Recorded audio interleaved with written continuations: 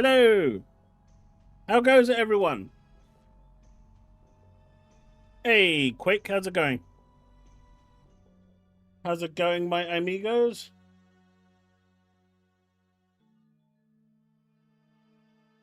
How goes it, fellow people? Sorry about the late start today. It's been a hell of a day. Hell of a day. Lots and lots going on with me being on holiday, so yeah. Lots and lots going on.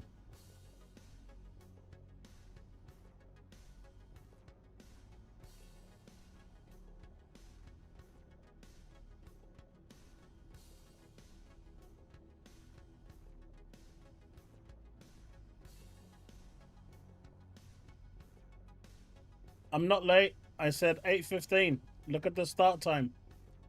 I am not late. Hey, Devin, thank you for the 149. Being a biatch every day? I've just been running around. Hey, Bullets, I'm good, man. Just kids on, kids' final week. So, they just sound like their final week to live. Quake, I did see you found Warhammer Dave.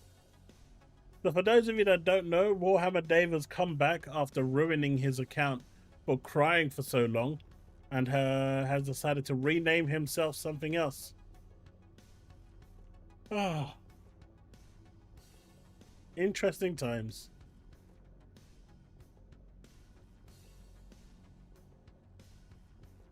But I did actually manage to finish a game.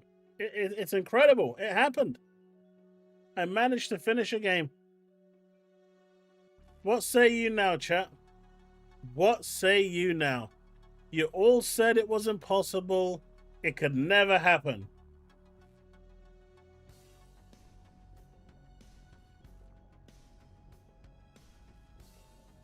It was not Gollum.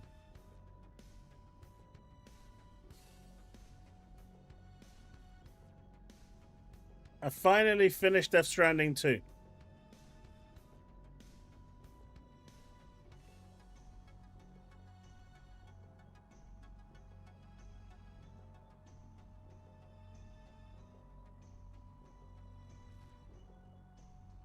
You guys kids to finish it? No, no, no, no, no, no. No.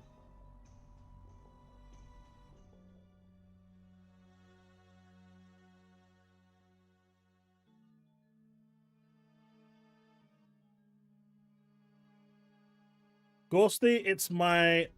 I haven't finished E33 yet, so that's my next game to finish. But this game was 10 out of 10. I can't fault it. It's a straight up 10 out of 10 for me.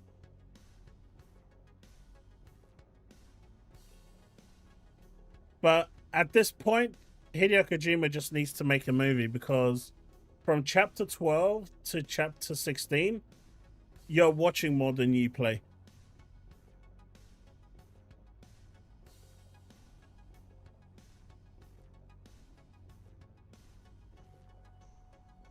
I mean, obviously, it's this is just my opinion.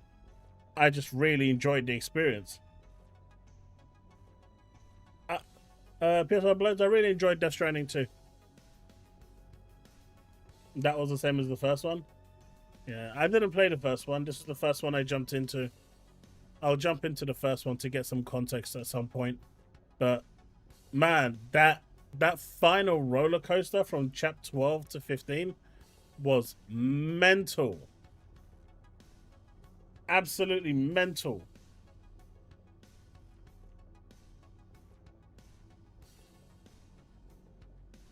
You can't make consecutive 3 to 4 hours. Oh, but some of this was needed, Leaf Storm. It actually, hey, Jago, maybe it'll hit 10 out of 10 as well.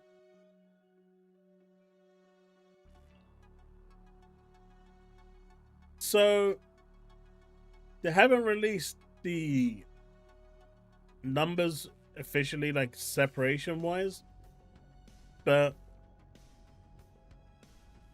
the team was extremely happy to finally break 500k. They couldn't break that before, and they finally done it. And so they're overly pleased. And the only addition that's come into that is Xbox. So clearly the game sold well on Xbox.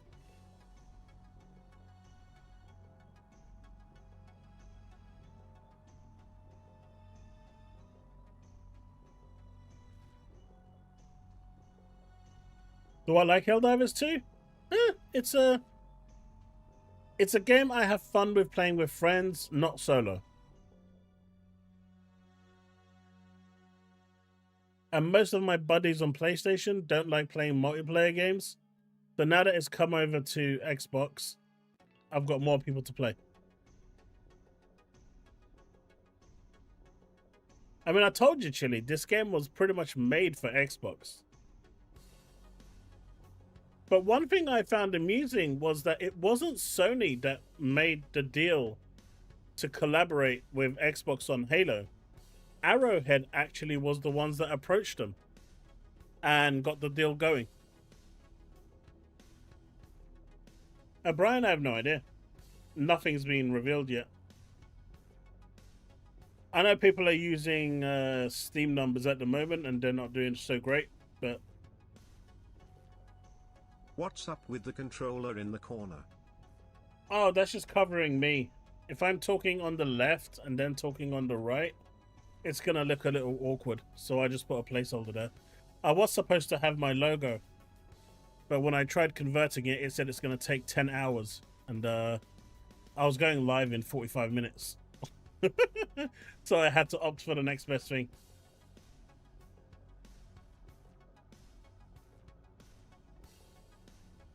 It's just to stop people from getting confused with me talking on the top right and the left hand side.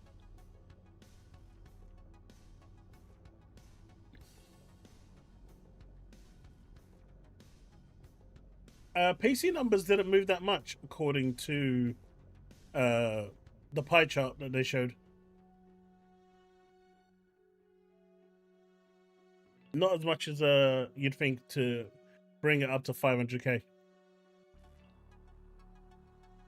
But hey, I did like that guy that said, I just paid 1,500 coins worth of money to get the war bond, and what, I don't get everything for free? You mean I actually have to play the game?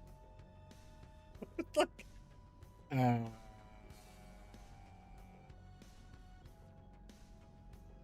can you imagine in this day and age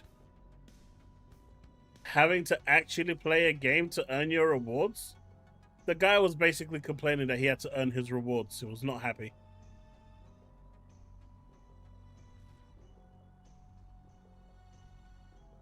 I thought that was quite funny. How display any icon? It's automatic. Well, PlayStation, it looks like a sitting down console. PC is like you got the tower for the PC, and for Xbox, you've got the Xbox logo. It doesn't display the PlayStation logo for some weird reason. Devin, it is my stream. I just downloaded it as placeholder.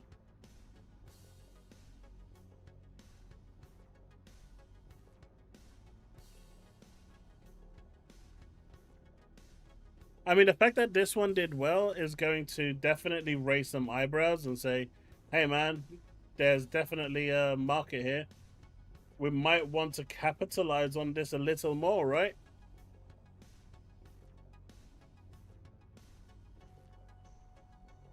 Max, I think it's just people's entitlement to, hey, I give you money, you give me reward.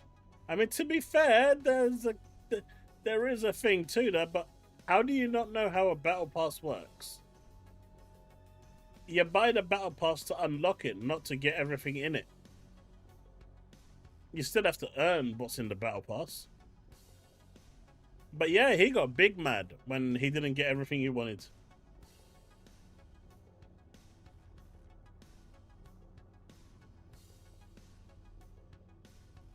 Spider-Man's another one that will do well.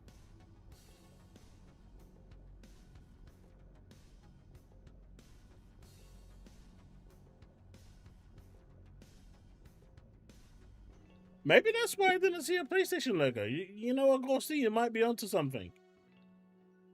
You might be onto something, my dude. But guys, how did you find the whole... For those of you that joined on Tuesday for the Helldivers stream, did you guys enjoy a gaming stream? It seemed like the turnout was pretty decent, so might do more of them.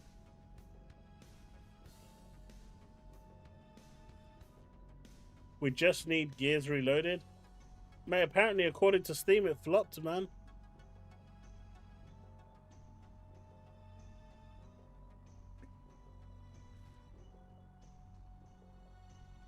And Chile, I'm really sorry for shooting you in the face. It was a total accident.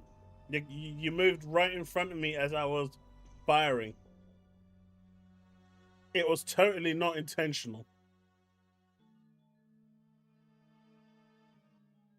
Absolutely, totally not intentional.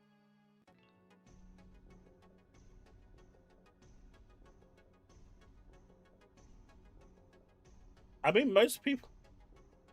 It's the same game. It's the same game from 2015. Yet. What game do you think is coming next? If I was Sony, I don't think I'd go big just yet. I would go a little smaller. I would send over Returnal. And if Returnal does well, then I'd send over Spider-Man. However, if they're doing it for a holiday release, and that's what they're looking for, then I'd go Spider-Man. It depends on the timing. Mid-year, I'd go something small like Returnal. I mean, Returnal isn't a small game. It's still a big game. But it's not on the calibers of the God of Wars, the Spider-Mans, and the stuff of that. But if it's a holiday release, that's where you're going to have your big bang for your buck. Then I'd go for probably Spider-Man. Hey, Paul. Hey, Paul, you're not late, man. I started at 8:15, so it's only been like 10 minutes since I started. You only bought 500,000 copies? Do you know what? I'd believe it as well.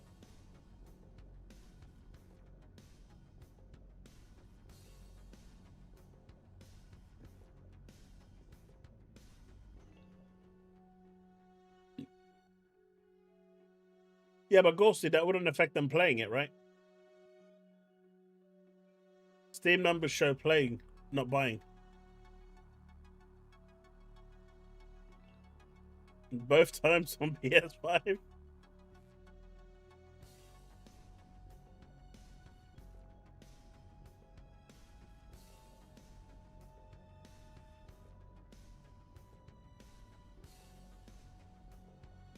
I didn't get it free anywhere, and I didn't buy it either. I'm a true Gears fan.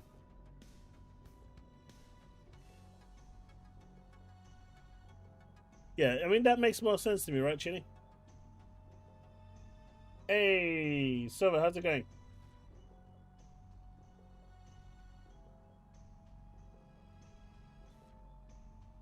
That's true.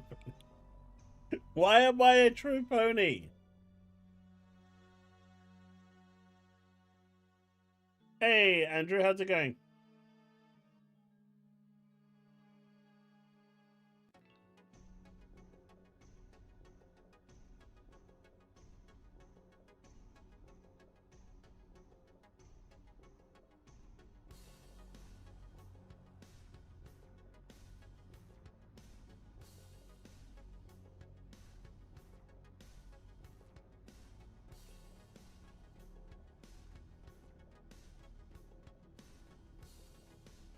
That's not the point I was making. Here you go. The point I was making was, for a holiday season, you want a big blockbuster to get as many sales. The holiday season's when people spend most money. So you want a game there that's going to shift copies. I don't think Returnal would have that same impact. But releasing Returnal somewhere like, say, March, April, February would work better.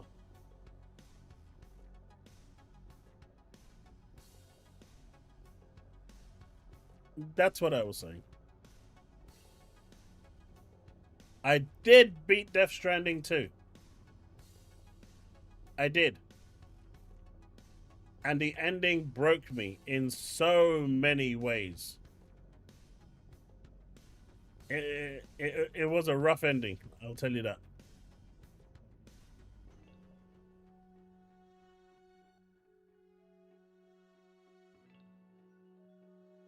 Reforged thinks Xbox went to Sony for ODST. No, it was actually Arrowhead. Arrowhead publicly came out and said so. Arrowhead publicly came out and said, yeah, we went to Xbox and we asked them about this and they were quite open, and here we are. But yeah, it was Arrowhead who approached Microsoft for it.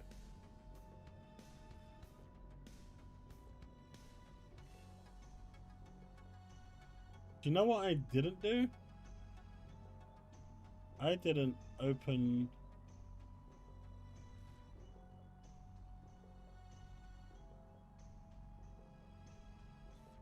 Let's do that. So apparently Baby Steps is delayed. So is Little Witch in the Woods. They're all delayed. They've delayed their games because Hollow Knight Silksong is coming out. And because of that, they said, no, we do not want to compete with Hollow Knight. We will not do well. So they clearly have no faith in their game. Bye-bye, Baby Steps.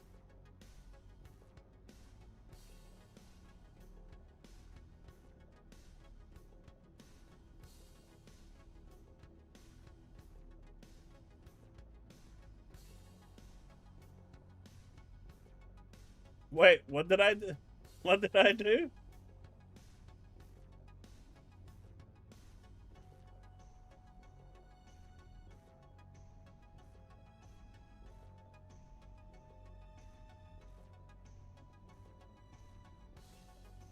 I mean, I would have bought Gears, but, you know.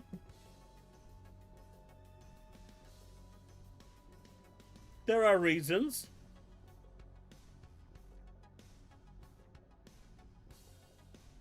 Baby Steps is Death Stranding free? No, Ghostly, neither do I.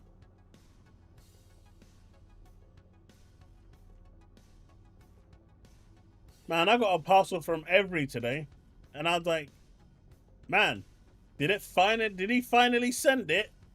And it was a tiny box, and I was like, nah, this thing's way bigger than that. He still didn't send it. And so, I didn't buy Gears. It's just the way. You did it to yourself. Yeah, 2 more indie games ended up delayed as a result of Hollow Knight Silksong, as Devolver Digital pushed back Baby Steps and Sunny Side Up rescheduled Little Witch in the Woods. The Baby Steps PS5 and PC release date is now September 23rd instead of the September 8th. So it's not too far. Instead of the beginning of the month, it's at the end. But don't worry, Silksong is going to announce a DLC for the end of September. So chances are they're going to get delayed again. We are getting GTA 6 before Baby Steps? No, we're not getting GTA 6. GTA 6 is the myth.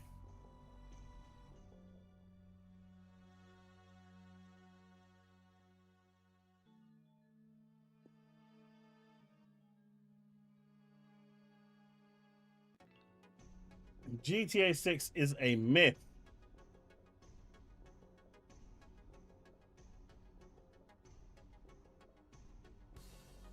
Hey, look. Not only do I use Paw Pass, but I get free games from Sony too. So, it's just one of those things.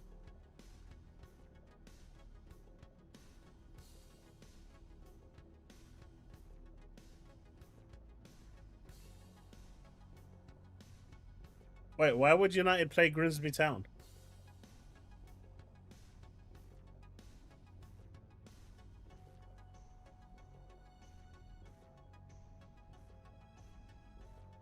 That's it. Did Grimsby Town get promoted? What? They drew 2-2. Oh my god. And they lost as well. Man, Amarim is so god.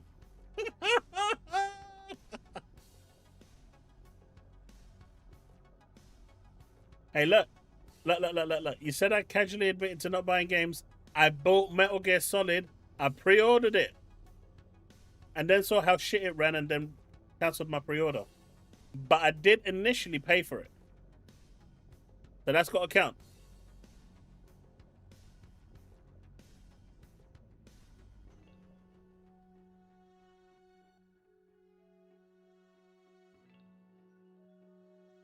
I said I cancelled it.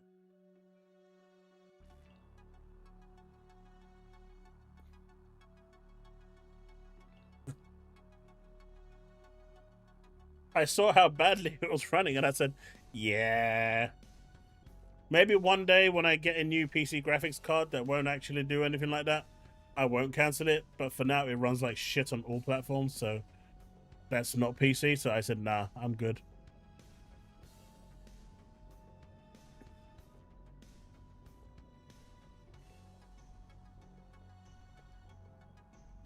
Mate, how do you go and lose to Grimsby Town? Holy shit.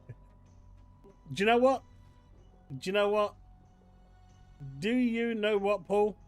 Maybe the one good thing that's going to come from that defeat is Ruben Amorim getting sacked. I do not like him. He is a crap manager. He sucks. And I didn't like him from the first day he came. He treated Cristiano Ronaldo like crap. He thought he was the dog's bollocks. And he's actually quite shit of a manager. So I hope he gets fired. He isn't Manchester United material.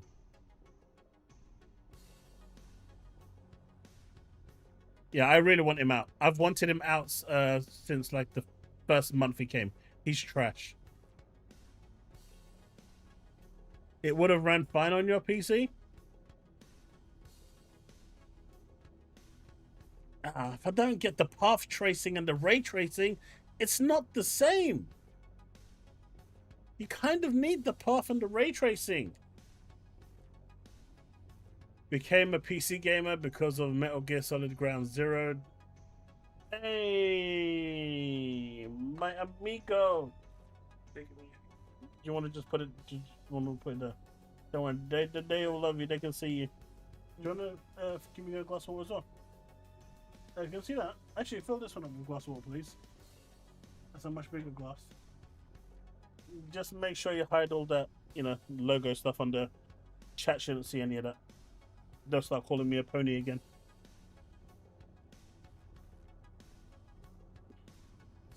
What's that, chat? You heard nothing.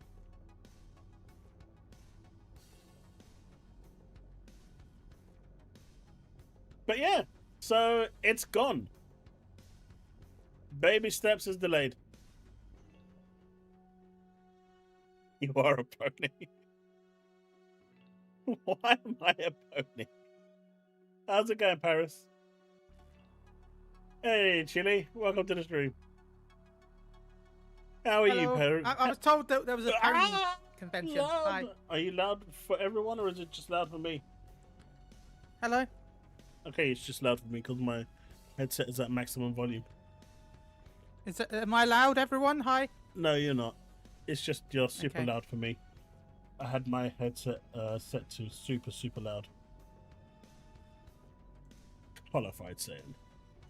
I don't know why. I'm not even on that account. I don't know why YouTube is... I don't know, but I'm never going to escape the allegations of being a pony.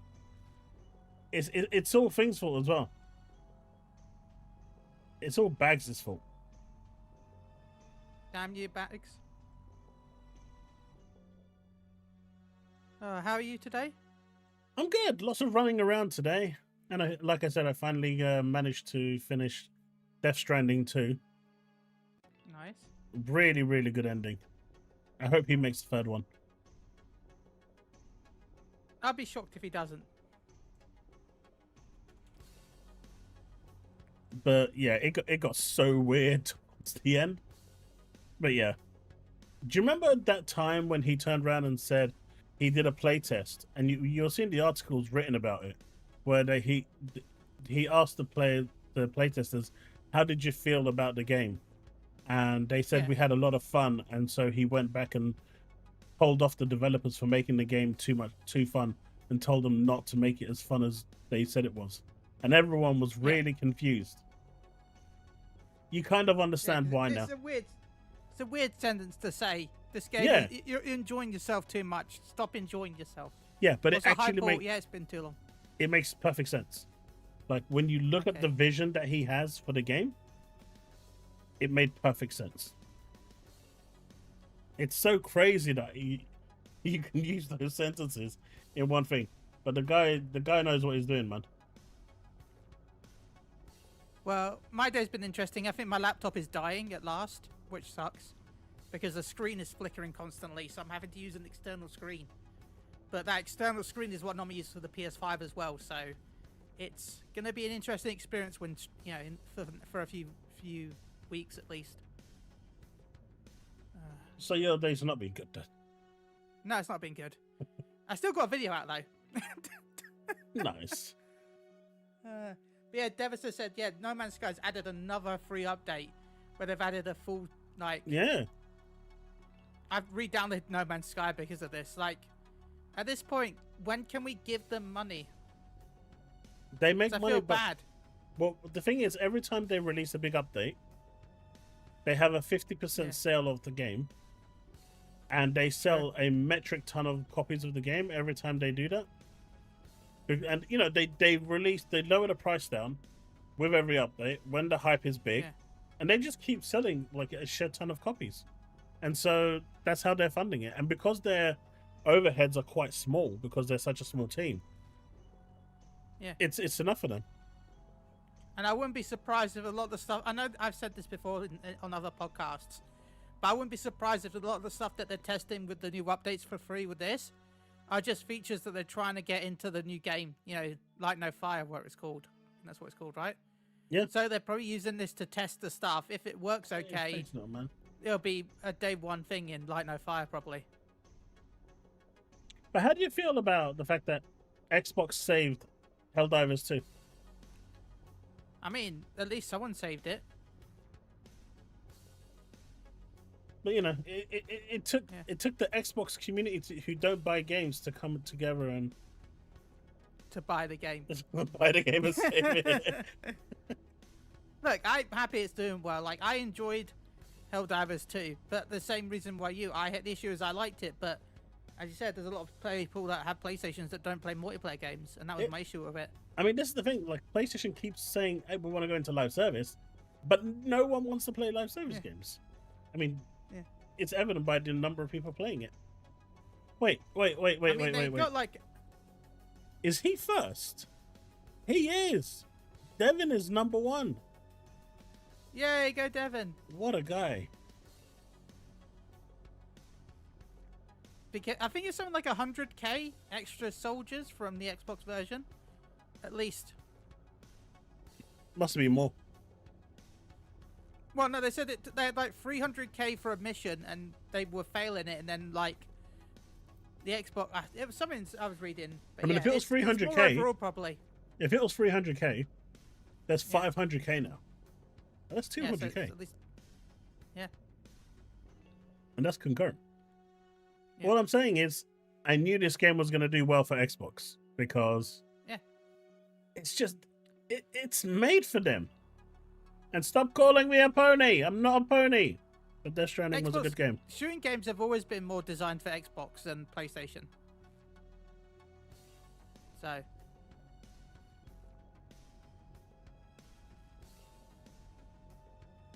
But yeah. I'm just happy it's doing well. Now we'll see how PC saved it first. Yes, yeah, PC did save it first. And then everyone complained about the fact that it was it had the PSN login, even though that was a thing beforehand, but they had to patch out because of his glitching out because they had too many PC players. Do you know what? Hey, Steph Carter, how's it going? I'm good, thanks. How are you? What is it? Devastated said something. The Pony Lounge. New channel coming to your YouTube soon. Powered by Chili? You guys thought I was gonna fall for that one, didn't you? Look at me neighbours. Neighbours?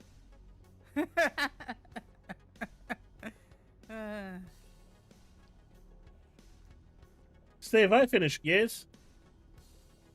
All them years 10 ago. years ago, right? Yeah. It's the same game.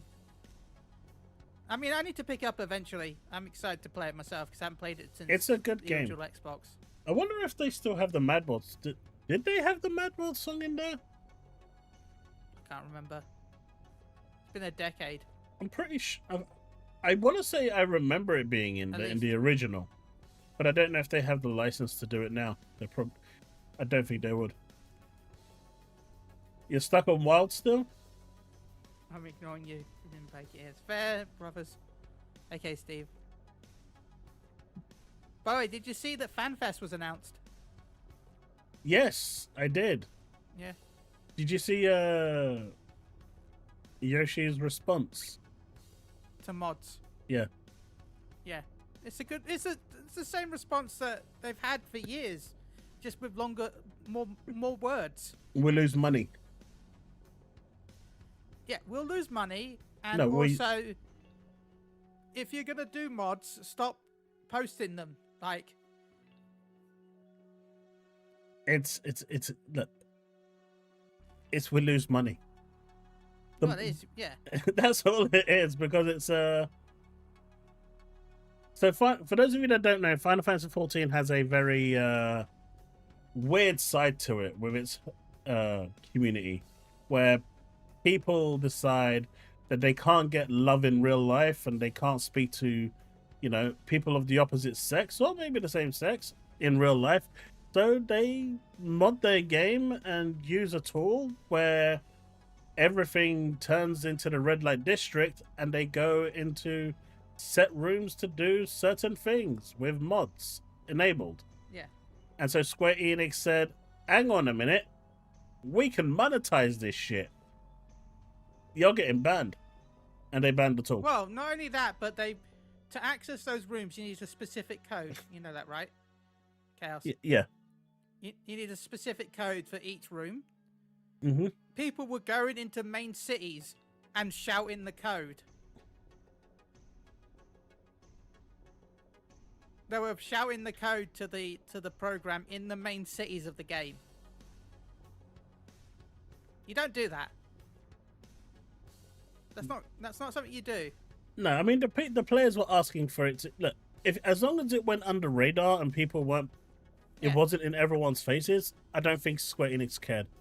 But people got brazen and they decided that they're gonna push the boundaries because Square Enix was being quiet. And then Square Enix said, right, you guys just can't, you don't like nice things. So we're now going to put our foot down and take it away. And now they're crying. Yoshi P was like, yeah, I like mods. I think mods are part of PC community. I think it's cool. But of course we want money. But I understand. But like, just don't say it. We won't know. We don't have no tools to know what you're doing unless you say it. Don't post it on social media. Don't shout about it in game. Don't advertise the fact that you're using it, and we probably won't do anything to your account. But the moment you say that you're using it, then, yeah, they're going to have to hit the ban.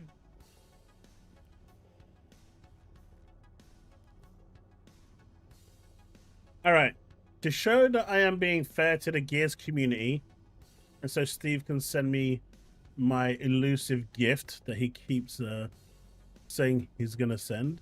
Paul is asking, will you buy Legends Nope. of the Overfiend Nope. 4K? Nope. Okay. I am not buying that. I know exactly what that is. And no. But you'll be happy to know that there is a Gears Netflix movie in the works.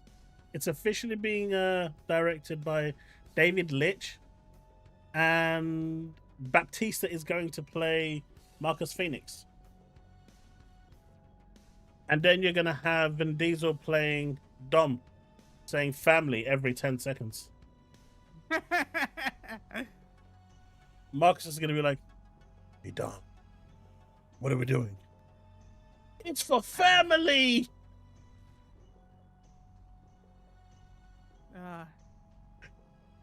This kind of looks good. This will be interesting. Like, I have a lot of video game adaptations. This is probably going to go okay. I think, maybe. The game itself is incredibly linear, so that makes it easier to move into a movie. Yeah. I've got high hopes. I think, after Netflix ripped off Sony in the most historic fashion ever, I think this could turn out well. How did they rip them off? You haven't heard? No? So you know that K-pop hunters? Yeah.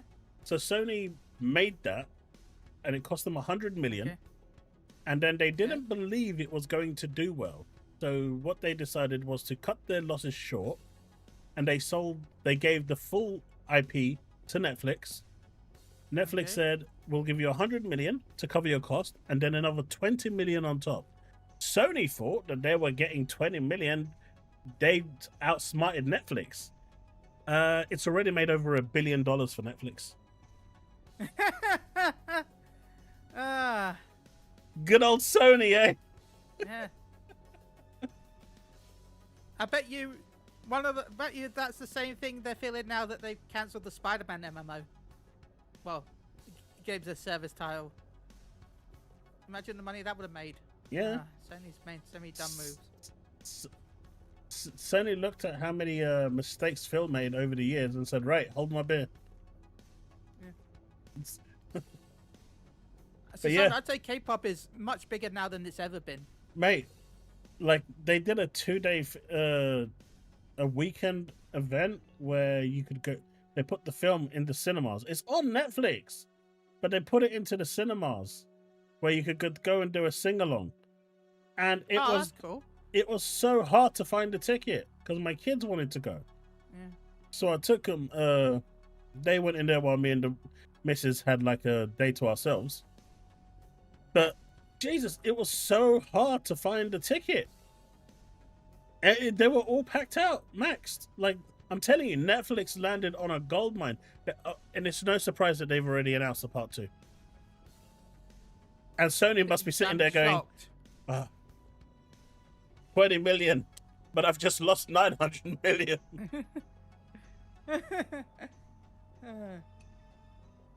Susano, it's true. It's true. They didn't think that it was going to make any money after all the investment. That's just... The worst part is I believe you. All right, Steve, did you know that Marcus is wearing a mankini in the movie? That's breaking news, by the way. I'm sold. I'm going to go see it now. He's Wait, sitting... the person who played Frax in Guardians of the Galaxy, yeah, right? that's the one. Okay. In a mankini with Borat next to him. Now, all of the... Now I've forgotten the name of the damn creatures from... Steve's gonna fucking come. Gears. He knows where I live. He's gonna hunt me down.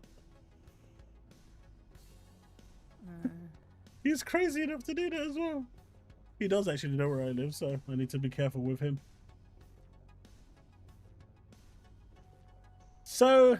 The locusts... No, all the locusts are in mankinis.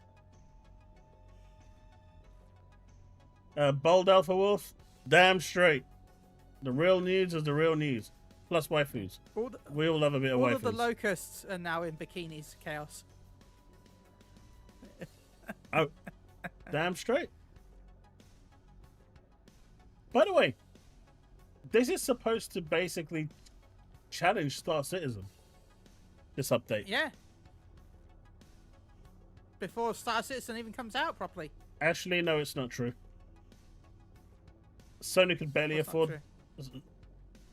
Sony acquiring Nintendo. I am here, right? Hi. Yeah, You can't hear me? Okay. No, I was just making sure. Yeah, yeah. It's been a bit weird. As I said, my laptop's been having issues today, so. No, you're fine. I can see you moving. Okay.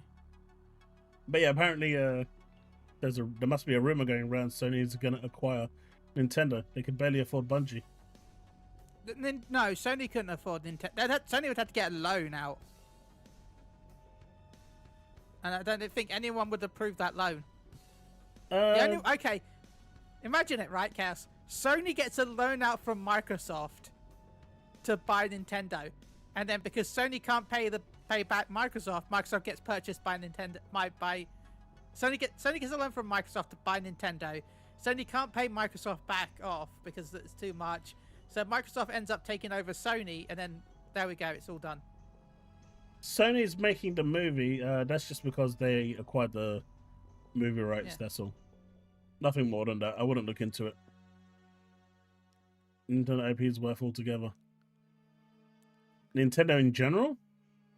I don't know. I mean, I think Nintendo's worth way more than Sony. Well, gaming division anyway. I mean, Invictus, that is actually true. Nintendo is the reason PlayStation exists. PlayStation wouldn't exist today if Nintendo didn't screw them.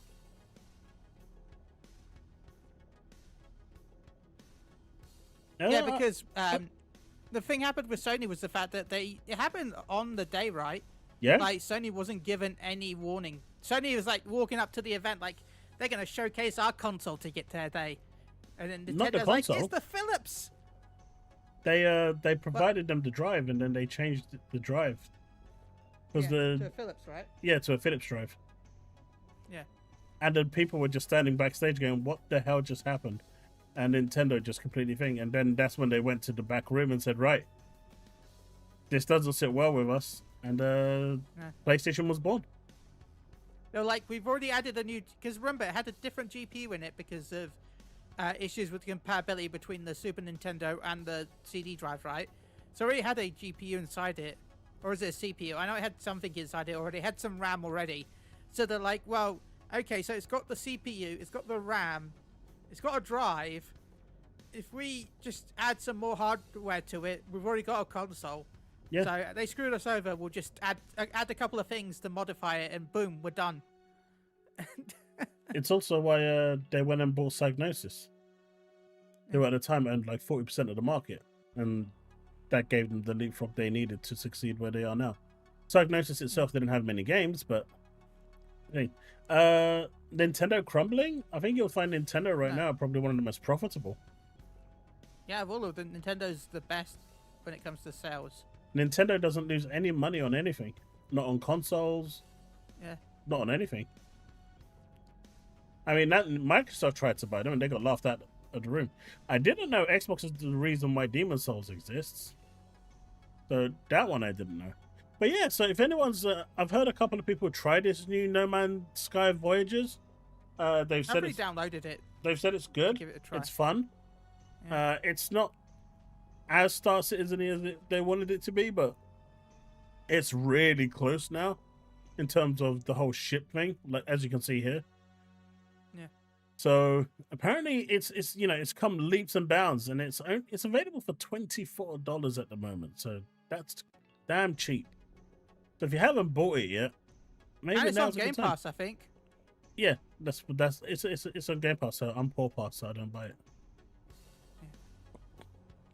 Oh, that's what you meant by poor pass. I thought it was like some weird service that I didn't know about.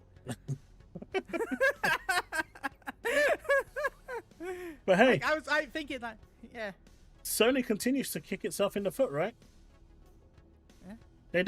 They just don't learn, innit? They don't. Not only do they not learn, but they don't know how to keep their stuff or people they pay in check either. Because if you turn around and say you don't have to watch it, people are just going to turn around and say, well, F you, I'm not going to watch it, and let your series burn. Yeah. The Last of Us star Bella Ramsey fires back at Season 2's critics. You don't have to watch it. To be fair, I'm going to defend her with this. No, you normally just shut I up. Won't. You don't say anything. No, You should. You're right, but I've seen so much hate for the actress, like just because of who she is, that I can understand why she got frustrated. She should never Like, get I've involved, seen so man. many people. I've seen people attack her for her looks constantly. Like, anytime there's talk about Last of Us, the TV show, it goes from the TV show to It talking doesn't about matter. what she looks like. It doesn't every matter. time. She's in the public eye. I agree, she shouldn't have done I, it, but I'm not I put gonna myself out all the attack time, her for it. and people clip me and make fun of me all the time. You just block them and move on. You don't react to it. Only bad things happen when you react to it. You just don't do it, man. It's one of those cardinal rules. You just don't react to people doing but that. I don't know. Hey, Yatta. But no, I don't know. I have no... Like, even if it... I don't care who the actress is. I understand why she did it. Like, there's a point when you get too much. No, Should she have done it? No. No, No. I agree. She should not have done it. But I also understand why she did it. do you know what? That could end her career. You don't Probably. do it. And yeah. There's a You huge just- chance she will. You just No, don't do no, it. Paul, that's a lie. Paul Gatwood said the same thing about Doctor Who. It wasn't the fact that he got sacked. That wasn't actually what happened. A lot of people seem to think that he got sacked. No, what happened was Disney was funding the last 2 seasons of Doctor Who, but Disney never responded on how, if they're going to fund the next season. And Gatwood got some other jobs that were going to be coming up, and he decided, well, Disney's not telling us if we're going to get a season. BBC hasn't told us we're going to get a season. These people are offering me money to do their work. I might as well just go over to them. That's what happened with Gatwa. It's not the fact that he got sacked. He just... Other companies came to him with work, and he's like, well, other companies are coming to me to work. You're not giving me work. Why would I stay with you? You'd be the same, right, Chaos? If a company wasn't sure about if they were going to pay you anymore in the future, but another company was coming to say, I'm going to pay you, you would go over to them, right? Yeah, at the end of the day, you go where the money is. Yeah. Yeah. And that's what happened with Gatwa. Nothing about BBC firing. My favorite Xbox Series P. Hey, we're gonna get to the PlayStation 6 Series S soon. That's a hot topic rumor going around right now, but we'll get to that in a bit. So how are you doing, Yetazek? But I saw this mentioned in chat just about 10-15 seconds ago. So I think it's a good segue to jump into this. There is finally some Starfield news. I know Byron has been waiting for this for crazy times. We're going to get a new DLC story, which everyone expects. There's going to be new free updates, features, new game systems, updated space gameplay, making space travel more rewarding, and other small delights. They haven't said what it is, but this is the first time Bethesda has really come out and said anything about it. Another DLC, yep, PS5 release is definitely on its way. Yep, I can't wait till the PS5 enhanced version comes out. Still not going to be better than my PC version. No, it won't. It could even be worse than the Xbox version. It'll still have the word enhanced on it. I don't know. Well, it's going to have enhanced, guaranteed. Yeah. It'll be the Starfield Cosmic Edition. So... I'm excited. I haven't, Paul. Well, I say I'm excited. I won't buy anyway, but I'm excited for people that are excited. I don't like most of their games, so... What, Bethesda's? Starfield is Yeah. fun. Look, the one thing I will say is there's a lot of kind of like, how can I say, with Starfield, you've got the standard gameplay loop that you go through, but there's also that sense of like isolation, loneliness when you're out on the planets, when you're on your own. There's not much there, and you're exploring and looking around. I think that's what really attracted me to this, and to a certain degree to DS2. They kind of had think that I'd similar prefer- theme. I would much prefer that over a lot of their other games. The reason why I'm not a big fan of open world. Like, I don't mind it being openish, but I like to know I like a path to where I'm going. I don't like You like too linear many games. choices. Yeah, you're like Yeah. me. I'm the same. But I like Starfield. Starfield kind of has its path, it tells you exactly where to go. But if you want to deviate from that path and do something else, you can, Yeah, and that's then fine. return to where you want to go to. That's I- okay for me. I paid- I just need a target, and if I can go off a little bit, that's fine. But as long as I know there's a target I'm going to, or something I'm doing, then that's what I prefer.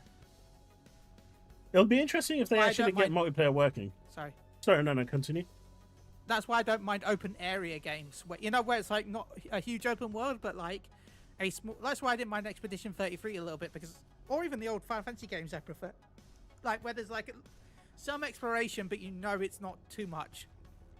That's my issue with Ubisoft games and stuff like that, where there's too much. I don't need that.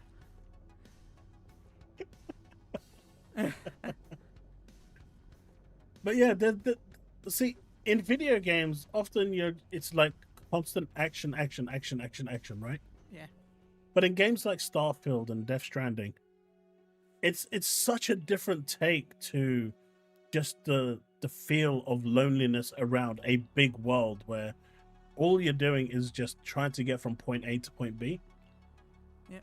And it's, I don't know, it's something totally different. I can't really put into words. And it's why I really like Starfield. It's that whole going and seeing what's out there. But it's also what appealed to me with DS2. So it's really cool. And I really do hope that they do add multiplayer to this at some point. That would be massive for Starfield. If they can add multiplayer to this and get it working, that would And be crossplay. huge. Yeah, like Helldivers did, right? I will say it now. If this game gets multiplayer co-op and the multiplayer co-op is crossplay, then I will buy Starfield. That would be when I'd buy it. What about Indiana Jones yet, Zach?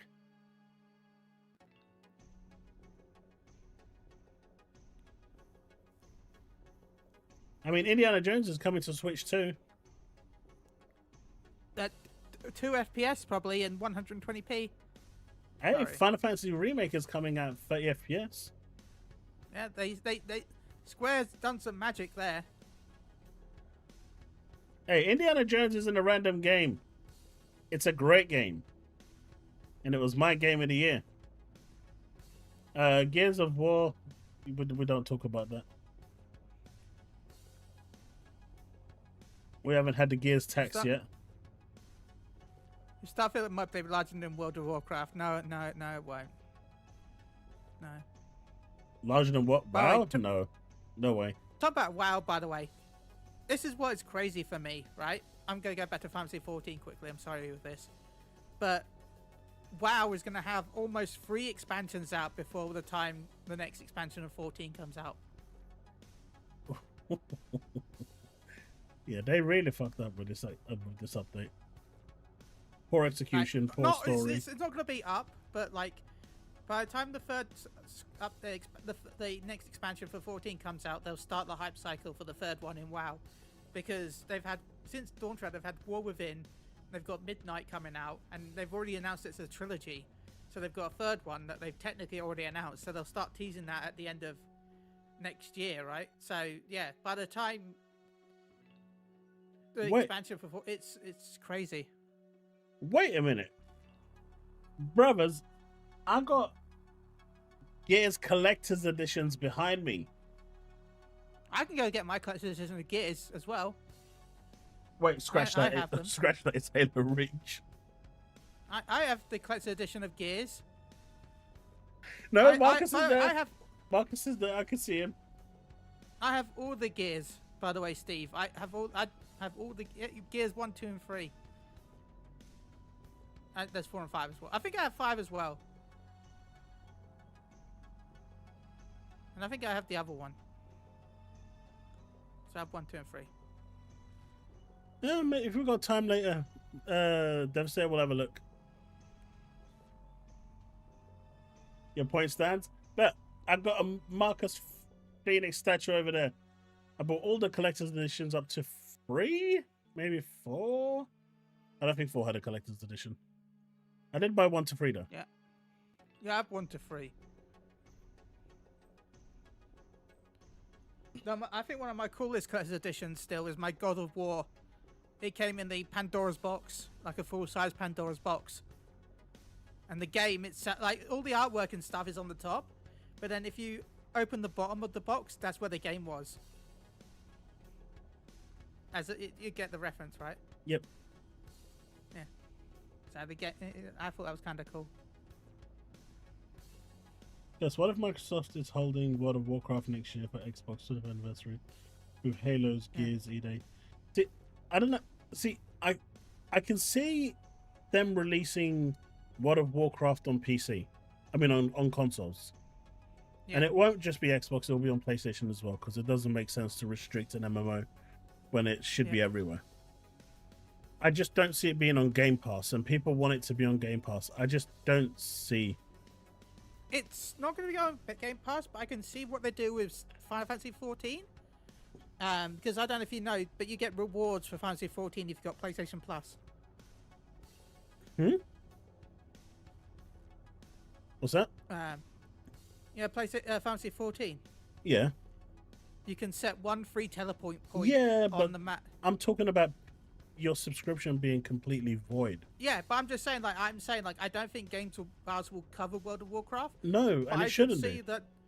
Yeah, but I could see them adding rewards to Game Pass that will do some benefit inside the game. Do you know how much money they would lose if they set it to Game Pass? Yeah, they'll use a lot. But if they say that, if you got Game Pass and your World of Warcraft subscription, here is a purple mount you can get for the on the other hand, 5 months. How much is a World of Warcraft subscription? I don't know. I don't know off the top of my head. Is it about $10? Any WoW players in chat? Anyone play that? Second place game to Final Fantasy 14? Because I'm thinking something right now. I like how I clicked the website and it errored. No, not even a discount. Not even a discount. £10. £10, right. So they could either bundle it with Game Pass, which would then, those people that aren't on Game Pass, it would get more people onto Game Pass, and they'd be making £10 more every month off of those people who aren't already on the service. So there's that way of thinking about it. Right? So like if you play WoW but you don't have a Game Pass subscription, this could be a really enticing opportunity to jump into the Game Pass subscription. You pay £10, but for an extra £10 you're getting all this other stuff with it. Or they'll increase it to like there's a rumored price increase coming, whatever that is. They'll probably maybe add another subscription tier with it that gives you like a discount. I don't know, but I just don't see it happening. But it could be used as a great way to get more people into Game Pass if that's what they really wanted to do. But they would lose money. Well, no, they'd make money. I think they'd make money. They'd lose a little bit in terms of people playing it on the subscription service that are already subscribed. So you'll get like millions of players giving it a try for 1 month and then dropping it within a month. But those people that want the best of both worlds might now be paying double what they normally would be paying. So it's a thing. One of the reasons why I believe that WoW might go to consoles is because they've been working on the controller support since Shadowlands, and now they're removing mod support from WoW. They're banning mods, like all the mods that are available before. Mm-hmm. Now they're adding a lot of them into the game as features in updates coming up. Like there's actually going to be a DPS meter built into WoW, so you won't need that anymore. There's going to be like a cooldown system being built into WoW. There's a load of stuff that they're actually taking from the add-ons and put them into the game. So yeah. So someone over at Twitch says, I liked Gears, but it never really did anything new mechanically in later sequels. So basically he's saying Gears 1 to 3 was good, 4 was okay, 5 just sucked. 5 was horrible. I'm sorry, Steve, but 5 was horrendous. But they had that curse anyway, because Halo Infinite's 5, right? Is there another Halo 5 that I don't remember? Bags. I used to play Final Fantasy 11 on the Xbox 360 I played 14 on the PS4. until I got used to until I got introduced to Windower, and then I said fuck the 360. Hello PC. I'm sorry, Windower was a game changer. Windower was too good of a tool to be used. Now it's standard, basically. Anyone who plays 11 now uses Windower. Well, they kind of built most of the features into it. Yeah. Like a mini-map. Window has a mini-map now. So good. ESO doesn't have crossplay, but that's a Bethesda thing. They could have enabled that at any point that they wanted to, but they haven't. They just haven't built it for it. It doesn't help that the expansions come out after the console version as well, right? Yeah, they're separate. Yeah. But WoW would instantly be crossplay. Yeah. I know, because I've been lucky enough to preview ESO content, and I'm still in the preview Discord for ESO. I don't know if they know I'm still there, but like the issue is they're like, oh, we want you to preview the build, and I'm like, okay, so on PlayStation, but we only got for PC. I'm like, okay. Well, apparently everyone's gonna get banned soon. He has it twice. I'm sorry, but Gears 5 was bad. Same, ban Silver, ban Chili, ban Bags. Do you know what Devastator? I would actually probably give ESO a better go, and Fallout 76 a better go if they released crossplay. But not just crossplay, it needs cross save as well.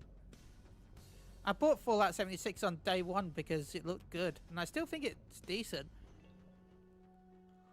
It needs cross save as well.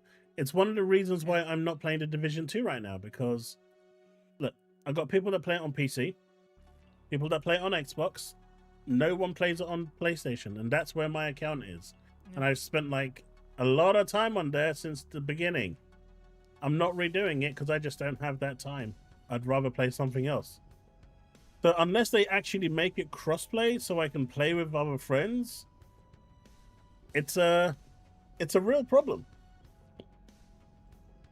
It's a real problem. I mean, even Helldivers 2, right? It's crazy how you've got Helldivers 2 and it is not cross-save. How can you have a game like Helldivers 2 and not have it cross-save? So I have to... Yeah, I thought it'd be... Sorry. Yeah, like it's so weird. Like, okay, I've got it for all three platforms now, right? I've got it for PC, PlayStation, and Xbox. But all three of them are separate accounts. They don't speak to each other. So if I buy the Battle Pass on one, and then I want to move over to my PC because my kids are using the main TV, that's it. Like, I have to use a separate account and do it all over again on my... I'm not doing that. I'm just going to pick one version of the game and go forward with that one. Like, it's such a stupid thing that these publishers don't do. And I know Sony doesn't like cross-play or cross-save because they charge money for it, but you kind of need it, at least between PC. You see, Steve, you said stop being lazy and don't do it again. That's exactly that's what I said. I'm not going to do it again. You see what I said there, right, Chili? Stop being lazy and don't do it again. I'm not doing it again. Okay. That's the whole point. Yeah. Sony charges way too much, Cisco. Byron, I bought the collector's edition for that. I've got the collector's edition of Star Wars: The Old Republic. I actually enjoyed that. My MMOs I played are EverQuest, Star Wars, Terra a little bit, and of course Fantasy 11 and Fantasy 14. And I played a bit of WoW during Shadowlands, and I actually enjoyed it, even though I felt like I was playing DDR with the controller system in Shadowlands. I felt like I was playing DDR for most of it, because I was a healer, but like there's so many people in a WoW raid that the targeting system was like, okay, so there's 32 people. Okay, I need to target number 17. Okay, so it's R2, R2, L2, X. Okay, I've switched targets. had to master cheat codes just to target people in the raid. But yeah, Tiska, with Sony, if their version of, if they have a cross-play game and the game doesn't sell the most on PlayStation and it sells a higher quantity on another platform, the publisher has to pay Sony the loss in revenue of the other for it not getting top selling version of the game. It's in the contract that got leaked, so it's a really, really nasty thing that Sony has in there. It really decentralizes people. That's why Gearbox at the time turned around and said, screw Sony, we're just not going to include Sony in our cross-play thing, and it's PC and Xbox only. You know, at the end of the day, the way Sony does it is just, it's just really nasty for developers. Well, not for developers, for publishers. I mean, how can they control what version of the game you're going to buy? But they say, if, as far as Sony's concerned, if the Switch version sells more than the PlayStation version, the publisher has to make up the difference for lost revenue. That's the contract. That's crazy. No other Nintendo and Microsoft don't do that. So it's not the same when it comes to charging for crossplay. That's because for crossplay, it's like wizardry and witchcraft for Nintendo. Sorry. They don't charge way too much for crossplay as the information during. Yeah, I know. Epic exposed Sony greatly, but that's why they turned around and said no. That's why the last game that they didn't have Sony's compatibility for crossplay. I think the newest Borderlands will have it though, Van Brightly. It depends. How much Sony No, I think it's already announced. Maybe Sony has finally decided to change their ways. One can only hope.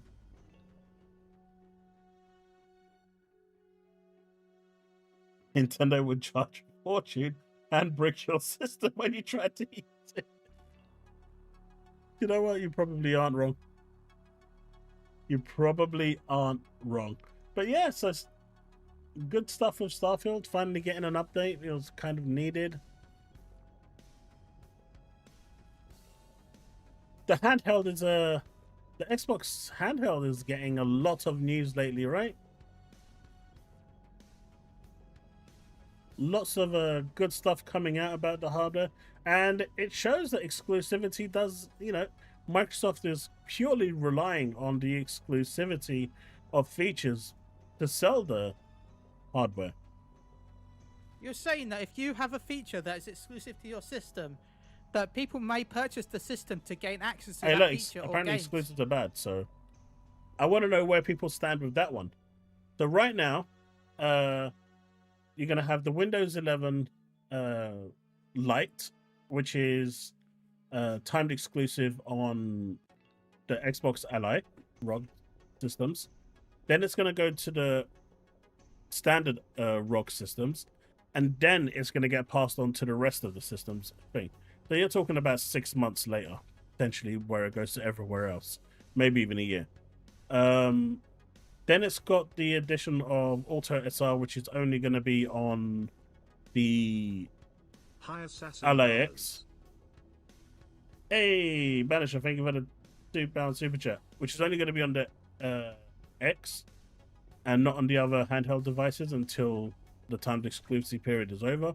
And then you've got the shader package thing where it handles it all in the back end, which is again going to be exclusive to the Ally and the Ally X, not available to other platforms. You know, it's a timed exclusive.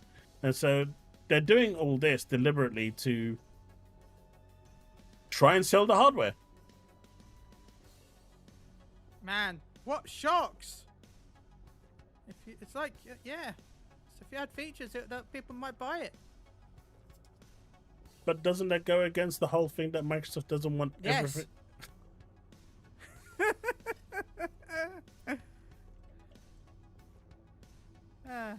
What's that, Ventura? You're gonna buy me one too? What a guy. Oh, that's cool. He's I gonna know buy that. me one too, right? I'm gonna get. But it's okay. I'll take the cheaper model. I'm not that greedy. Chaos can get the LAX, and you can get me the discounted cheaper model, the Series S version. Because I'm a guest. I don't need to get the full version. I think that's fair, right, Chaos? Yeah, that's about right. Cheers, think that's fair. Ventura. Digital Foundry always brings up shadows on PlayStation versus Xbox, but never bring up, despite they should know Thanks. the series consoles have variable rate. Look, I'll be honest with you, right? I like Digital Foundry because they give a comprehensive look at stuff. But come on, let's be realistic. How many of you play video games outside of Steve with a binoculars? Or with a magnifying glass or a telescope? None of you are going to see those pixels! Outside of Steve, And because I'll he be sits there. honest, He's got and like I a can say 500 inch this. screen. I can say this, and I'm gonna be honest. Yeah. Digital Foundry is always a little bit biased towards Sony. Of Where course I it feel is. like they're a little bit more. They're a little bit of ponies. They're not full ponies. They're Shetland ponies, where they're like really small ponies.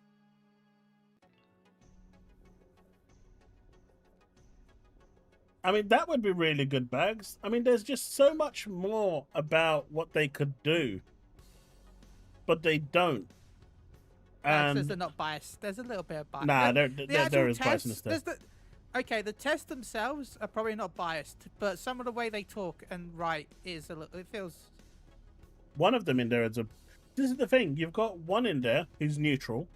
You've got one in there who is pro PlayStation, and then you've got the other one who is pro Xbox. He has the least amount of voice, though. I'm guessing he's just the side lackey. But the other two are the main two in there. So what you're but- saying is, but we there need is a good someone that's balance. neutral because I'm pro PlayStation. Who's the? I don't know what his name is. I don't know the name. He's the chubbier one. He's not chubby, but Yeah. you know which one I'm talking about. Yeah. Not the skinny one, not the older one, the other one. Their first Rogue Ally video was in essence them saying it's shit. Exactly, but it's not. That's it, Richard, as Woodpet said. No, I think this is perfect. Digital Foundry are a little more lenient to Sony. That's perfect. Yeah. I mean, that's exactly what it is. This chat isn't very biased. Absolutely not, Tiska. I think there's only you in that chat, and there is 2 people in that chat, so there is no biasness there, unless you're calling yourself biased. That is always possible. He's on Twitch. Twitch. Yeah. Well, you know what? Let me balance it out. What? So you got to put 2 ponies in there?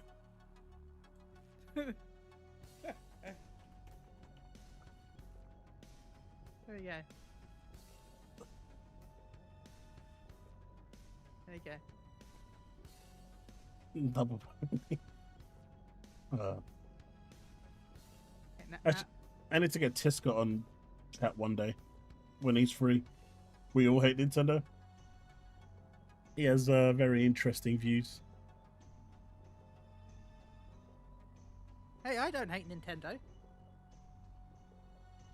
Everyone collectively hates Nintendo. They don't hate the Nintendo games, they just hate Nintendo. Chaos Yeah, Lounge is I a guess. pony and Chili is a nice. I don't even know what that means. Is it John Linneman? Um, Yeah, I think he is the most fairest when it comes to stuff. John is probably the most fairest. I know he gets a lot of slack and a lot of hate, but I think he is probably the most balanced out of the 3. I don't even know what they mean by chili is an ice noodle. Well, you have been on a weight loss escapade, so looking like a noodle means that you're finally Yay. fit in shape. Yay! Finally. Look, I have to get into shape for my outfit in October. Sorry. Look, what is it with chat calling me a pony? I don't even deserve that. Look, I'm the pony here, okay? I feel offended that you're calling Chaos the pony. I know, right? I literally write for a PlayStation website and do a PlayStation podcast. Oh, Chile from Power World. Ah, I don't think you'll know that. I don't know. I didn't I've get the never weighed reference, myself, but Gortsy. I know who he's talking about.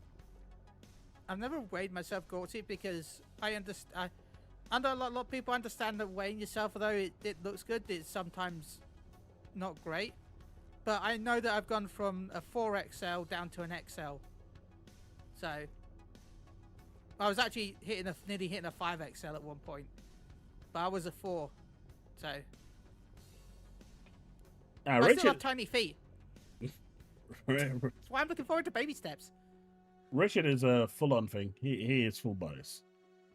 Yeah. No, we're not That's why I'm gonna. looking for. Yeah.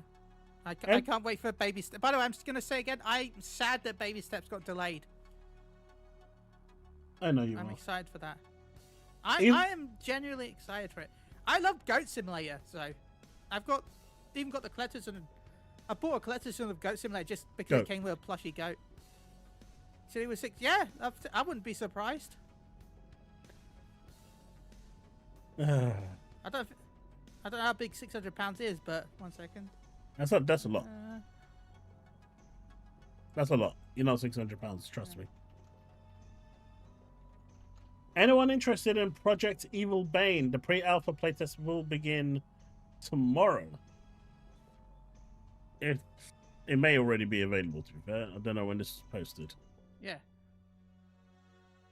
It starts Friday, the Devastator. 29th of August. Sorry. Devastator, my biggest, I was probably around 340 pounds. Not 600, but still. 340. And last time I weighed myself, which was a few years ago, and I've lost since then, I was, what was it? I was 260. So, there you go. Anyway, sorry, Chaos.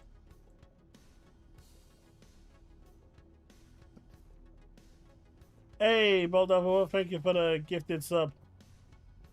I mean, I use stones normally, but I converted it. Carry on, sorry.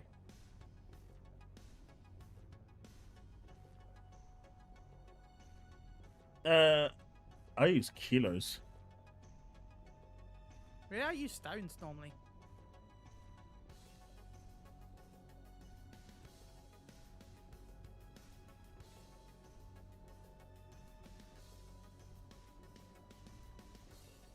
Hey, the Marvel token beta is coming up soon, right? It is. So many gifted subs. I will say I've lost faith in Bethesda. They have forgotten how to be original anymore. Skyrim in Space proved that the Oblivion remake nailed the coffin shut. How do you let another studio crush you with your own game? What do you mean? Starfield is a great game. I don't understand that. I don't understand the Starfield hate.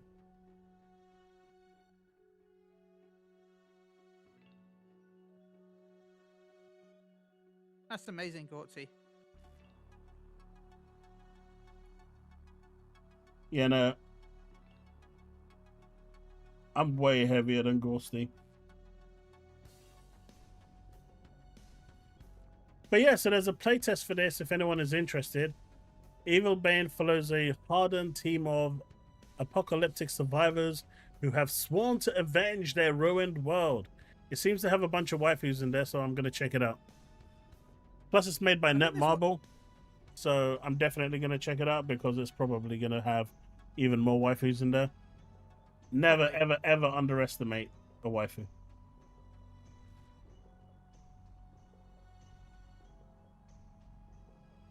That's all I'm saying. Everyone's giving that. Oh, maybe, just maybe. Hold on. Hold on. Can this finally happen?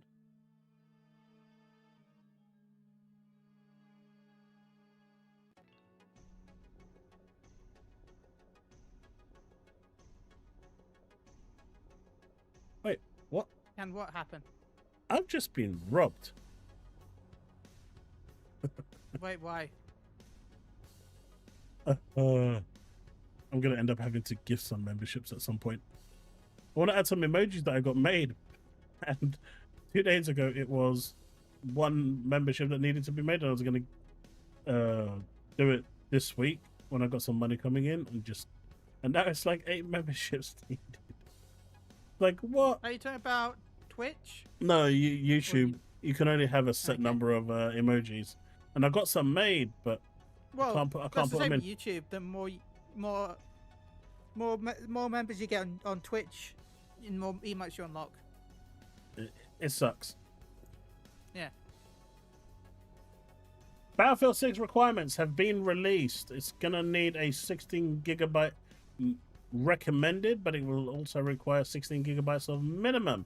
It will run on a toaster, apparently, if you've got an AMD card, but it will also run on an Etch-a-Sketch if you're running on an RTX 2060.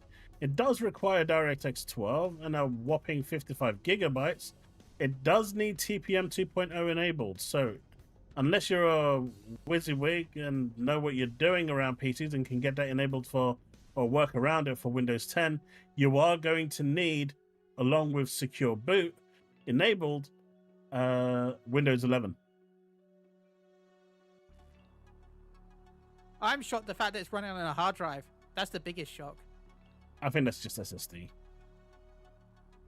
No, Oh, no, says hard it is drive. HDD. It is HDD. Yeah. It is running on a hard drive.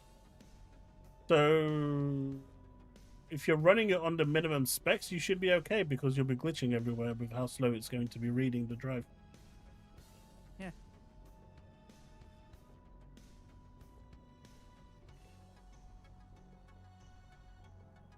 I mean, with the amount of cheaters on PC already, it's crazy. But the recommended specs aren't that high either. It's a 3060 Ti. I mean, it's really well optimized. The beta was like running great, even on my aging 3090 Ti. But yeah, I think these specs are really, really good. Yeah, I'm impressed with what they've done. Still waiting on EA to screw up. I don't think they're going to screw up this time. I think they've finally found a formula that works, and they've optimized it to living hell. Like, the game runs really, really, really well. I was surprised at how well the beta ran. I really was. I didn't try it. I wish I had. It ran super well, dude. But there is a rumor going around that Sony, and since I've got you haven't here, liked the Chili, stream, and you should like the stream. Is that I mean, the rumor? that rumor should be always applied, even though it never does. But there is a bigger rumor going around that Sony is planning on a PlayStation 6 full fat and a PlayStation 6 Series S model. Yeah. So will that hold gaming back as well, or are these people only Yes. going to be talking about? Does it only apply to the Series S console? No. I'm going to argue this generation is a little bit different than the previous one, but I also agree that if people are going to complain about the Series S, they need to complain about this as well. Just go, you say it will. I mean, it's going to be interesting. Like, it's so weird that Sony is going to do this. I don't understand why they're doing it. Like, it goes against everything we've seen this generation. Yet, could they be deliberately doing it to basically make all that power output that Microsoft's putting into the next console pointless? Because it will be held back by the lowest denominator, which will be, at that point, the PlayStation Series S. Yep. What's worse is okay. What's worse for me is imagine how many platforms that these developers are now going to have to work on. Like, I feel bad. More bad for the developers, and we're going to get even more unoptimized games because we're going to have what, the Switch 2 version of a game, possibly, PS5 Pro, because we know that the PS5 and PS5 Pro are going to get games for the next 7 years at least. Then we're going to have the PS6S, the PS6, the PS Portable. Sorry, 1 second. So you got the Switch 2, PS4, PS4 Pro, PS5 PS5, sorry, PS5, PS5 Pro, PS6s, PS6, PS6 handheld, the Xbox Series X, the Xbox Series X, and the Xbox new fangled machines, the Xbox Circular. That's a minimum of 9 platforms that they're going to have to work on. Well, it depends with the Then PC, handheld. 10. If the handheld No, doesn't because have remember parity, the handheld is just going to be... No, handheld's parity, right? Remember, they said that. They can have it so that the games that play on the console will play on the handheld. yeah, but it doesn't mean parity. See, Microsoft they're made still a gonna have to mistake. work on it. Yeah, they'll have to work on it, but it means that... That's still So- 10 platforms. Yeah. Even okay, let's just say I remove the handheld. That's 9 platforms. Yeah, but did you count the PS4 and the Xbox One? No, then that's 11 platforms. Nobody works on the Xbox One though, so that's 10 platforms. Of course they do. Activision does with Call of Duty. Okay. 11 platforms. Look, Bags, I've said it on Twitter. I'm expecting the first gen PS6 game to actually, not the Sony exclusives, but like I'm expecting the first Call of Duty to come out on PS6 will be PS4, PS5, and PS6. I'm expecting that. It's going to be hilarious when it does happen. But the thing is though, unlike the Xbox One, sorry, I'm going to be throwing shade here. Well, I guess the Xbox One had a decent-ish market. Not really. But the PS4 had an insane market share. And neither the Xbox Series X or PS5 have caught up with the market share of the PS4. And if the developers can still make games for the people that own the PS4, they're going to do that if they can. Because they know it's going to sell better on the PS4 than it is next gen. Because there's more of them. I mean, there's still 60 million Xbox Ones out there. Versus how many PS4s? I'm not sure, but 60 million is still a lot. Was it like 130, 40 million? No. I think it's like 115. Uh,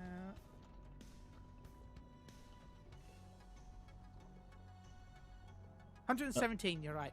Yeah. I'm always right. And guess what? Unlike a lot of the internet, I'm not going to complain that you were. I'm just going to accept it. Because See? that's Alpha how is still on people Xbox normally One. There you go. do. Man. One in chat, it's still on Xbox One. Waiting to play those next gen games. But this is the thing. What Microsoft did with the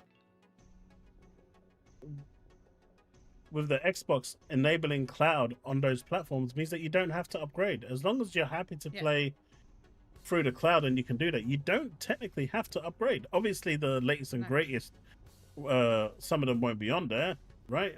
You know, the GTA 6 isn't going to be on there. But a lot of companies are still supporting these older consoles because of their huge market share. And so... And you say the latest and greatest, but it depends on how Microsoft does the future. Maybe they can make an agreement where the games can be playable on the cloud. I doubt it, but it could, maybe. Maybe, like, if you can buy a digital license, and then once you've bought the digital license, you can then play the cloud version. If the game's not on Game Pass, of course. They've done that already. They're increasing. They're increasing that. So if it's not on Game Pass, you buy the game, you can play it on cloud. But obviously, that's not for every game. They're working with publishers. But the aim is to make it for every game. Yeah. But at this point, I see Microsoft doing. This is why Sony is so far behind in what they do. They are really far behind in what they're doing. They're following because they were technically ahead of them. Yeah, but in terms of Microsoft realized that what was happening, especially after the ABK deal, they put themselves in such a bad position, and the FTC obviously won ultimately, right? So they lost, but they won. Yeah, they lost the battle, but they won the war because they forced Microsoft to change direction, and that's what they wanted. They didn't want Microsoft to have their way, and so the FTC actually won the battle. They may have lost a court case, but in the head office, they're cheering because they got what they wanted. But Microsoft changed this pivot, but this pivot started from 2016. So Microsoft probably was going to go down this route anyway. I just don't think it was going to go down this route as aggressively as they did right now, because they started this in 2016. The Play Anywhere scheme started from 2016. They've actually got an advert that was played at E3 in 2016, Xbox Play Anywhere. So this is something that started almost a decade ago. And now we're in a position where they've got over like 1,400 games that are Play Anywhere. They really need to push that Play Anywhere a lot harder. They need to be super aggressive with that if they really want to, you know, steamroll it. But in my opinion, the FTC may have won the battle in forcing Microsoft's hand, but they just, in my opinion, procured the inevitable. It was always going to happen. This was always the end game for Microsoft. I mean, if you look at the original Xbox, they were losing a metric ton of money with the original Xbox, which is why they cut the lifespan so short. It was, I think it was like a 4-year cycle before they immediately went to the 360. And then the 360 was super successful, but had the whole red ring of death, which will be forever known, and it's going to mar its reputation forever. And then, obviously, they went to the Xbox One, which they lost historically because of the direction they went. So they needed to pivot, and it was at that point that they started to pivot, you know, with Phil Spencer coming in, introducing Game Pass, Play Anywhere, and all of this stuff, you know, from 2016. You know, you had that whole... By the way, yeah. sorry, about the Xbox One. I know a lot of people hated it, and people thought it was a pointless feature, but I wish that the Snap feature still existed, because I watch a lot of YouTube and Netflix and other shows while I'm playing games. Like, especially if I'm playing games like Pharmacy 14, where I'm just doing dungeons and stuff. Like, I'll have a YouTube channel on the other side. Like, I want the Snap feature to come back so I can put YouTube up while I'm playing on the same screen, rather than having to worry about having a second screen. Give me back that type of feature, please. Yeah. But then came, you know, so this whole Microsoft pivot was always in the plans. It wasn't that they were forced upon it, but I think that it wasn't supposed to happen this quick. But once the FCC forced their hand, they decided, right, it's gung ho, and we're just going all in. I think it was ultimately for Microsoft the right choice. Now, the interesting point is going to be, if the next machine is basically, you know, essentially a PC, what is it going to mean for their store? If their store is, because if my next Xbox can run both Xbox games and PC games, why, as a developer, should they create for both platforms?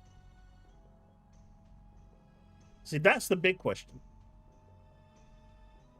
I mean, ultimately, as a gamer, I don't care. But I also like the Xbox ecosystem, and as much as I don't want to pay for online services, I like the protection that Xbox Live gives that you don't get with PC. And it's the same for like PSN. It gives you that level of protection that you don't get with PC. But it's going to be interesting to see what happens in that situation, because obviously Microsoft clearly want to go down the PC route. As I said in my video not that long ago this week, the handheld is pretty much this handheld is pretty much going to be the one that is going to go forward, and I don't think we're going to get Project Keenan. I don't think that's happening at all, because when Sarah Bond turned around and said, if you want to play your Xbox games, you can either play them via Play Anywhere, xCloud, or Remote Play. So they've already picked a lane. It is PC. But the key thing here is to make it affordable. They need to make it, you know, accessible to people. At the moment, with the prices the way they are, it's becoming less and less accessible and a bigger luxury than it used to be. Gaming used to be not so pricey. That's why PC gaming was regarded as, you know, master race or whatever, because it used to cost a lot of money to buy them. PC was just more accessible, cheaper to get into. But that's not the case anymore. So it's going to be really interesting to see how everything prices out, everything works out. I mean, PSN doesn't. I mean, they get hacked every Tuesday, but you know what? You get what I'm saying. That was like, yeah. And plus, a lot of hacks have been completely overblown, in my opinion. There's only been a couple that have actually been incredibly serious. Microsoft, like, if I look at my Hotmail account, so many people try and hack my Hotmail account every day. But they don't Like, succeed. There's thousands of attempts. But they don't succeed. No, they don't. But they succeed with Sony. Every Tuesday. Because Sony's password's probably "We Love Chaos Lounge 2025." Hey, look. Stop saying that. I'm never going to live down the allegations. That's okay. You'll get a free copy of a game soon. Hey, they offered me Helldivers for There you free. go. They offered me an Xbox game before Xbox did. I did pay for it, though. With a review, right? You paid it with a review. No. I paid for it with my hard-earned cash. Yeah. I am supporting more games coming to PlayStation. Look, none of this matters anyway. We are going to get tariffed into the grave so hard no one will be able to afford the next-gen consoles and PCs. Yeah, but that should only apply to the US, not to the rest of the world. Did you see that countries are refusing to send parcels to America now, right? Yeah, but these tariffs should basically be between the US and the thing, right? Why should the rest of the world have to pay for the tariffs? Yep. America pays for it. You make them, you pay for them. Chaos password is number one. Fuck's sake, I have to change my password. See, no, you could either say number one pony or no one pony. So, you know. It only takes 60 seconds to hack a 360 Elite and add a 8 terabyte hard drive to have loads of games installed. Yeah, I've heard that. Oh, but you know what? I just sideloaded GeForce Now and the Xbox app onto my extra glasses, the Android apps.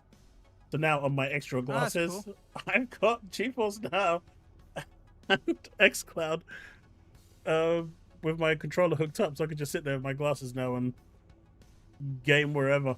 It's so freaking cool. That's the future. It's so damn cool, chat. I know we will not talk about Grimsby Town. Actually, we did talk about Grimsby Town, and they did us a favor. Huh? Oh, for God's sake. How about, if we're talking about towns, how about the fact that my town is on fire? Oh no, he's made me take my glasses off over at Twitch. He's an ass. Hey, Talos. Wait, who made your glasses come off? This guy, he said he used points to lose glasses. How long are they gone for? I think it's like 3 minutes. Well, let's... Oh, damn it, it's on cooldown. I can't do it. I can't... Yeah, play without glasses for 3 minutes. I was going to say it for longer. Yeah, no, just outside my town, I don't know if you heard about the moors are on fire. No. Yeah, it's been burning for about a week now. You can actually... Someone sent photos. You can actually... If you go to the cliff edges, you can actually see the fires in the distance. At least you could for at one point, because it was just so bad. It's insane. I'm going to put it out soon. I live in fire. Yeah, I don't know what you're talking about. I'm going to check. Hey, Talos, how's it going, buddy? But yeah, so I think what Microsoft is doing now is definitely the right approach. I think them transitioning from... I mean, let's face it, the consoles currently are PCs anyway, with slight modifications to the OS, that's it. So I think what Microsoft is doing, they've positioned themselves now in a really healthy place. And if you haven't heard, at least based on the rumors I'm hearing, the next thing that they're trying to do for the Xbox app is to allow you to buy games from other launchers within the Xbox app. So you could technically buy a game from Steam or Epic or GOG from within the Xbox app and not have to go to those launchers. It's interesting what they're doing. They're trying to make the Xbox app almost like the Infinity Gauntlet, the one that managed, to bring them all together. Yeah. And if they manage it, I mean, they've done lots of improvements to the Xbox app over the last year, and you can see they've gone really aggressive. But I think, everyone keeps looking down on Xbox, but I think, in my personal opinion, I think they're exactly where they wanted to be. And in all honesty, despite the fact that the FTC did win the case, I think it ultimately ended exactly the way Microsoft wanted it to, and it's just made their plans come sooner rather than later. I mean, just looking at their handheld hardware, the more I'm reading into it and the more that it can do, the more I want it. And all these exclusive features just turn around and tell me, hey, I want it. Have a good one, Paul. I know we joke about saying the fact they're not about exclusives and stuff like that, they're against it. The only reason why the feature is exclusive is because they're beta tests for when the console comes out. And then the exclusive features will go to the console. And then then they might roll it into Series S and X eventually, but I can see it being like No, it's handheld. It's not gonna go into those. No, I think it might. No, I think it might. Okay. They are abandoning those hardwares. No, I feel like they will support them. But when I say put it on them, I feel like it's going to be a cut down version. I don't think they'll get all the features, but they may get the layout just so that it's a unified UI. 90% of the features will be next gen exclusive, but the UI itself will probably go back to the Series S and X eventually. It'll go handheld, new gen. Once the new gen is out, then they'll roll out an update in maybe a year later that unifies the UI. But 90% of the actual features will be next gen exclusive and handheld. I just don't see the point. I just don't see the point of them doing it. But what's more interesting with the handheld is the fact that it comes out, in October 16th? And there's still no price. Still no price.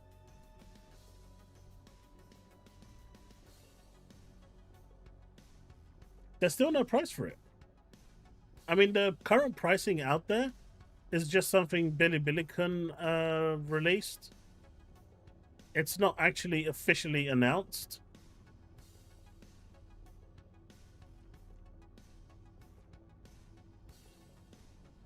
Hey, exclusive is exclusive, right?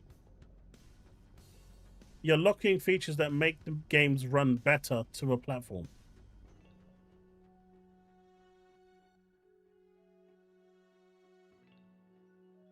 Stop Killing Games initiative needs to be aimed at Microsoft. Why is that? They're not killing games.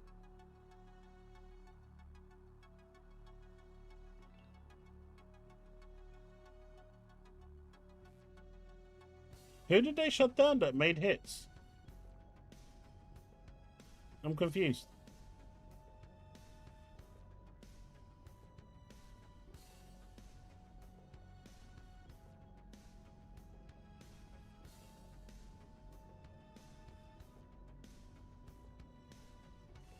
Girls had the same view the other day also.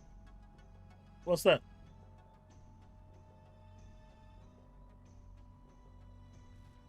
But yeah. I'm going to be right back.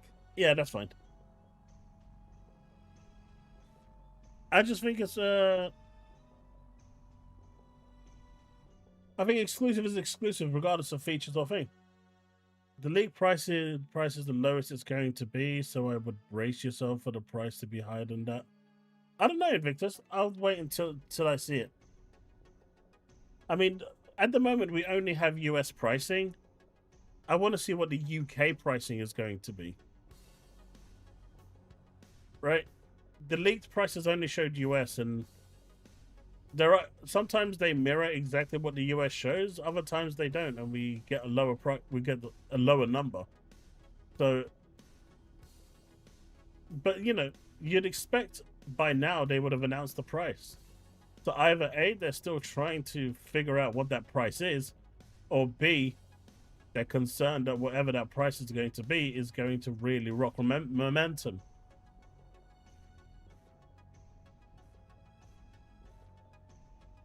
Secondary protocol, I do not contribute to the team. Although I could hear you guys clear, I even sent you a message saying I could hear you, and you completely ignored me. At that point, I just decided to troll you guys. Gorsty, he's getting sacked. Besiktas just sacked Solskjaer. I think Solskjaer would do much better. Solskjaer should come back.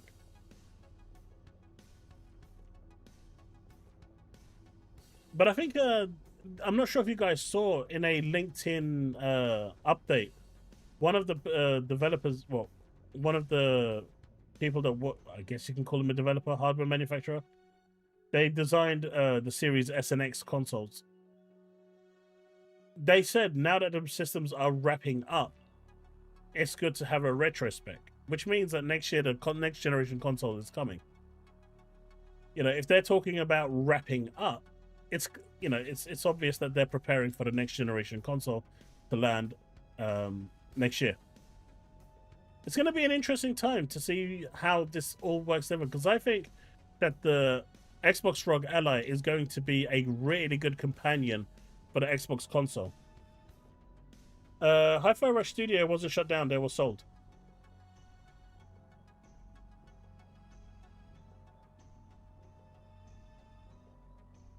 It's true. It wasn't sold. It was sold instead of shut down.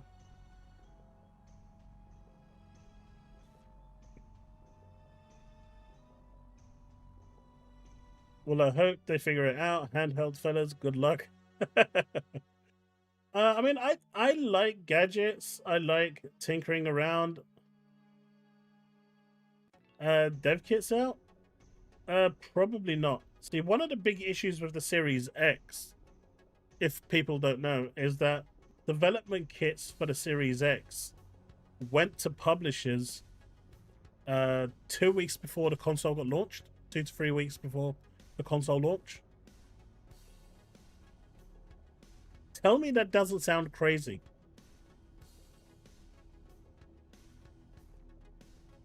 Yeah, well, I guess that they had rough dev kits before then, based on the specs, but not the actual dev kits themselves. Hey, W Dill, how's it going?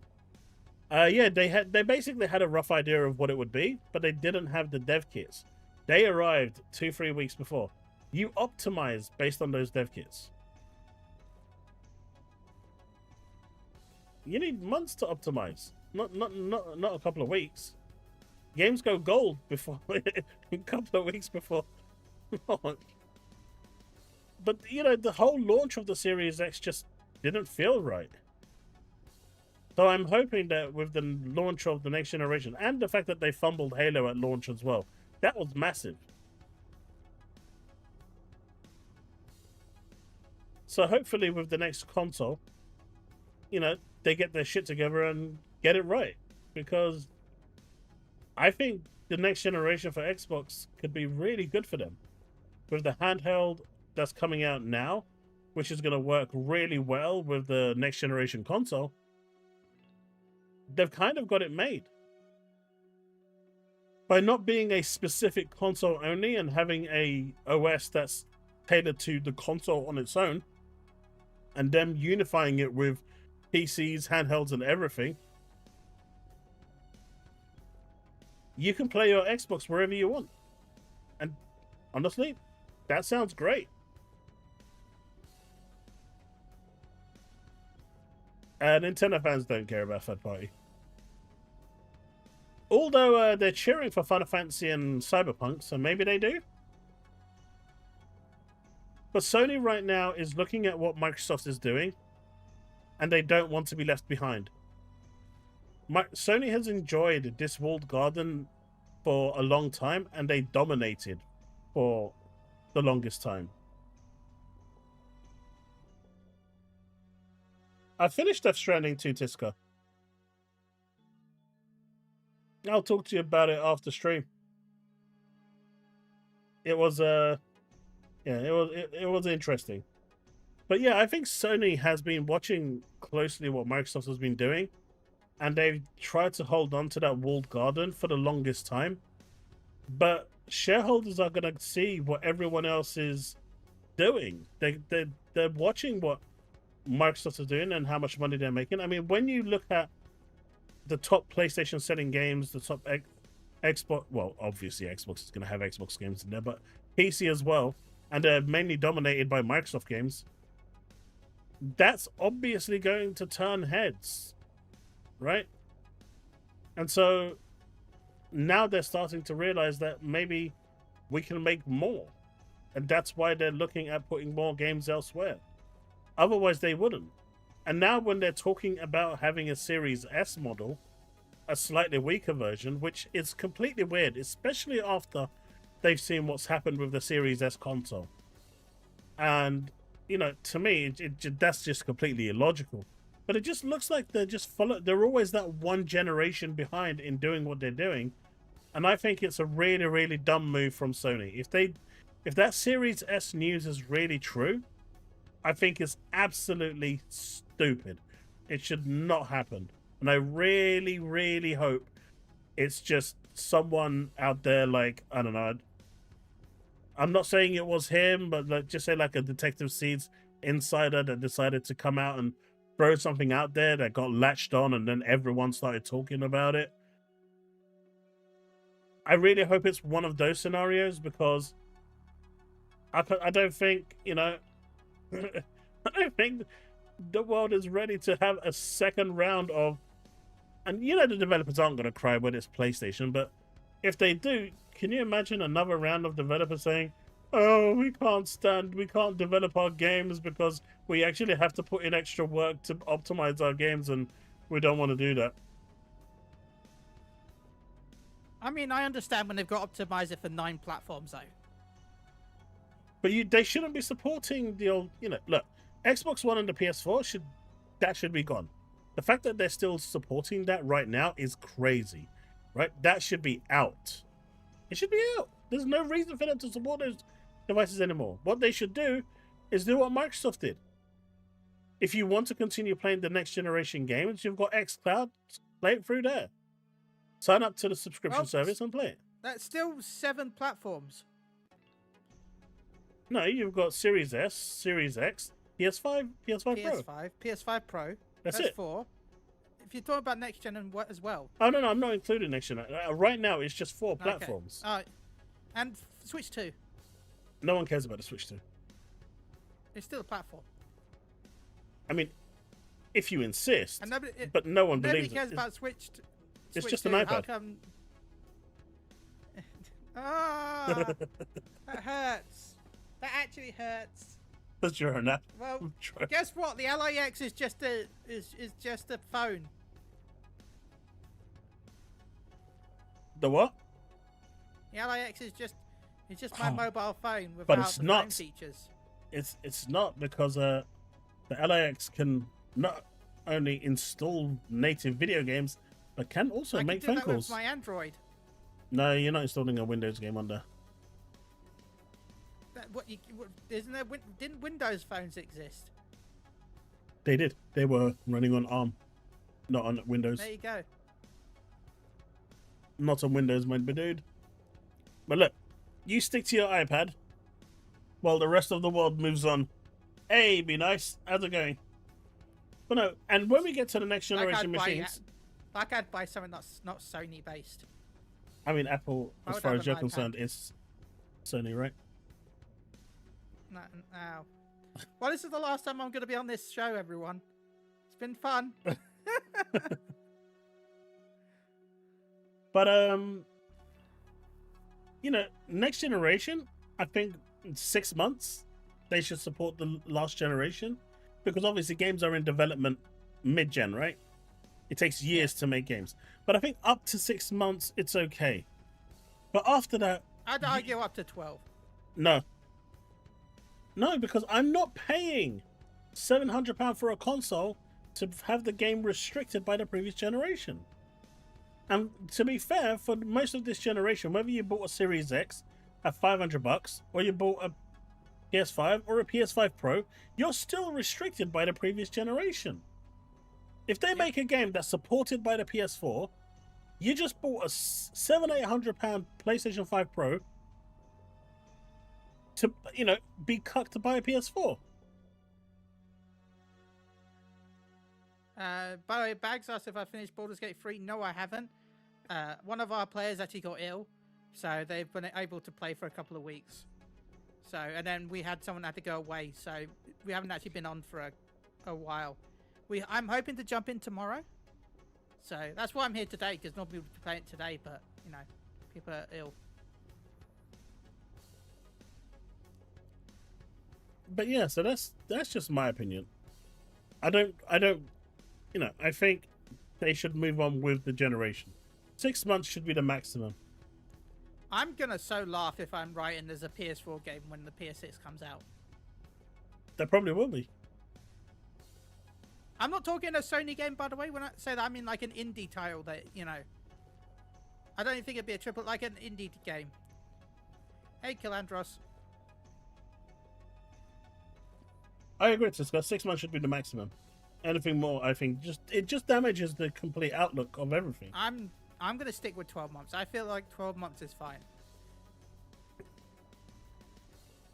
I mean, this generation, it took like, what, 4 years before we started? I mean, we're still getting them. Well, it's still getting them, right? It's like... Call of Duty's on PS4, right? It will be, yeah. Call of Duty will be on PS4 and Xbox One. Yeah.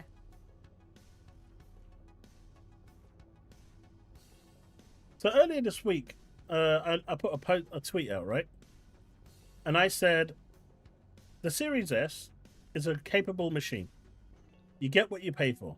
At the start of the generation, it was hitting those 60 FPSs. But 5 years into the generation, don't expect 60 FPS from that little box anymore. It's a £250 box. Technology has moved on greatly. Everyone has decided to start using Unreal Engine 5. Right? At the end of the day, 30 FPS for that machine is acceptable. Yeah. What is so wrong with that? No, nothing. It's what it's designed for, right? Like, I thought it was supposed to be a 30 FPS machine and 60 if need be. I think for the Series S, 30 FPS is fine. Yeah. That's what you should be aiming for. I agree. Because recently a developer came out and said, we managed to hit 60 FPS on Xbox Series X and the PS5. We hit higher with the Pro, but the Series S we could only manage 30. What did you think?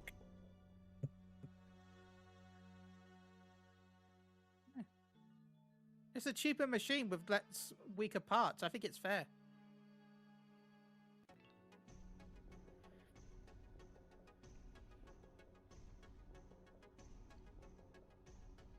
Oh yeah.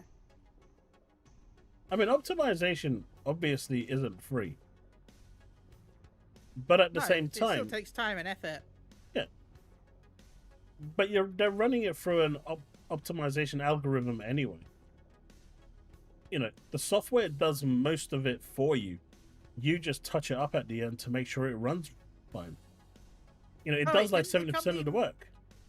Didn't the company bring up, was it Epic, that said, the reason why Unreal Engine is so running so badly is because they're optimizing at the end of the game development cycle. Yeah. They made that as a statement. But yeah. Now, I'm not a developer, but I thought that was how they're supposed to do it normally. No, you optimize it as you go along. If you optimize... I thought the final optimization is always done at the end. No, that's the final push. So, as you're building the game, you build it with a good framework. If you just build everything where it's clunky and then hope for a Hail Mary at the end and then realize that you're going to struggle, and you do struggle, that's a developer problem. Well, I thought it went like you start working on the game, you make No, sure it's from the start. okay, It's always from the start. And then you do the graphics, because the graphics are done later on. You always design it from the framework up. Yeah. Okay. You always design it from the framework, so you're optimizing every aspect of it. So when it all comes together, you've got a really smooth experience. But what developer, and for the longest time it wasn't a problem because the hardware could, brute force its way through to do it. So you wouldn't see any of the issues. But now that the engines are more demanding, you're starting to see the cracks in development. Have a good night, gaming. Essentially, the BioWare magic, yeah. Yep. You know, you're seeing the cracks in development.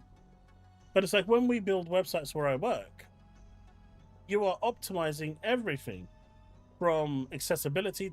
The full works. You do it from the beginning. Everything is done from the word go. So it's a continual process. But what you're finding now is how people used to make games in the past. They do all the work now in a really, really unoptimized way, and at the end, they put it through. Like I remember, Activision, right? Activision builds the game, like completely, and then they've got a tool that they run it through, that basically degrades the graphics and everything until it comes close to 60 FPS. And once it does that, then they take it out and manually optimize it to get it working exactly how they want. But the tool itself does like 90% of the work. But that's how they've, all this time they've done it, because they can get away with that. Now, with engines being the way they are and demanding more, they can't do it, especially with UE. Why everyone has decided to turn to UEs is beyond me as well. UE could, Epic could turn around and completely and utterly screw the industry entirely. Yeah, because nearly everyone uses it, right? Nobody. So it used to be some competition between Unity and UE, right? Unity was used by a few companies, but that's just gone now, from what I can tell. And then some companies like Square would often use their own engine. Same with Microsoft, but again, all of those are kind of gone now. Remember the Panty engine? I know, but do you know why? Because it was a loss. No, it's because of what Bax said right there. This is a big reason for it. It's because as Unreal Engine is a universal language that most people know. That too. Right? And Microsoft's hiring, for example, they can hire you for 18 months and then they have to let you go. Right? Yeah. That would mean on average you'd probably spend 4 to 5 months learning the engine, right? I'm guessing. Exactly. You spend about 6 months onboarding. And so you've got 1 year's worth of development. And don't forget, you're not just the one onboarding. You've got 4 or 5 members of staff onboarding you. So you're taking out like a good chunk of the team. EA, for example, if you're not a permanent member of staff, they only employ you for 9 months and then they let you go for a month. So you don't get, because if you're employed, even as a contractor or anything, you get full-time benefits at EA if you're there for full 12 months. So even as a QA, you work there for 11 months and then they will let you go on the 11th month. And then they will re-employ you again after. So let's say you started in January, they'll re-employ you in February next year when they let you go in November. Yeah. But by that point, you may have found another job. You're not just going to sit and wait for EA. So they've lost that talent that already had all of that stuff. So the next person that comes in has to be trained again on the standards that you have. So the whole way that the gaming industry is designed and these companies are structuring their stuff is partly to blame. It's not always on the engine. You have to have a bigger break than a month in USA. So this is in the UK. Yeah. But I said, January, end of November, December, January, and then February. So it's 2 months. Yeah. But it's just, they do it to themselves. And, Unreal Engine obviously being the way it is, you've worked on one Unreal Engine, it's easier to pick up. So the onboarding is a lot less. That's why companies are going for it. The onboarding is still there. It's just not as taxing.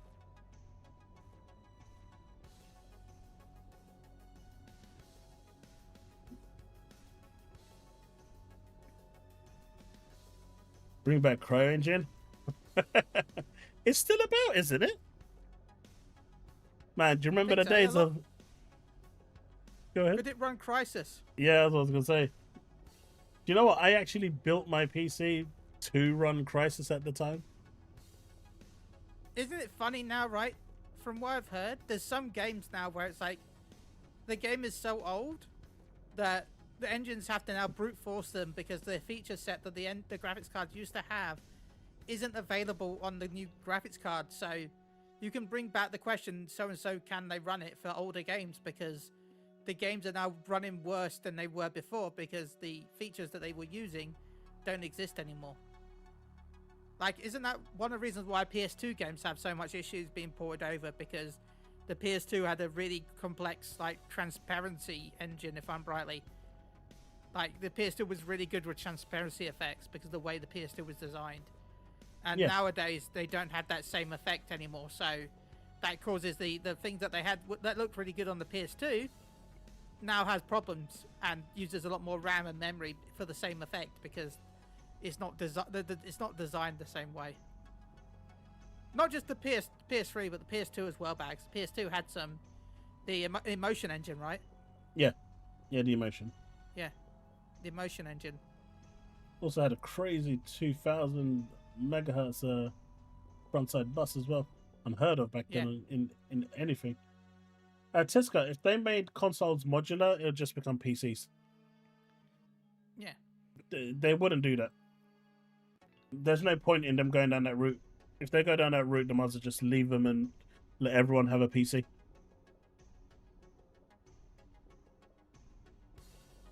Adventures of PS2 can be animated on Prepare. That's because they don't want to do it. It's lazy. Yeah, because it's been emulated. It's not being remade. Emulating is not just a problem with the actual coding, but actually licensing. Remember, every PS2 game that runs on current gen has to go through a relicensing process, and then also has to get re-evaluated with the ratings board. You can't just re-release a old game. If you're releasing an old game now, you have to go through all the checks. You have to go through all of the licensing. You have to go through all of the adult ratings and stuff like that. I'm right. Am I right, Chaos? I think. Mm-hmm. Right? So it's not that Sony are lazy. It's why Xbox doesn't have all the games. It's a pain in the bum. And if that company that made the game doesn't exist anymore, then again, licensing again. And then, music is an issue. Then you got voice actors, if there's any professional voice actors in the game. All of it has got to be relicensed. You can't just be like, oh, I'm just going to play the PS2 games now. They can't just do that, even if they wanted to. Music is definitely a major one. But, Xbox would have more compatibility if NVIDIA would allow them. But NVIDIA wants a cut in all the things. In all the games.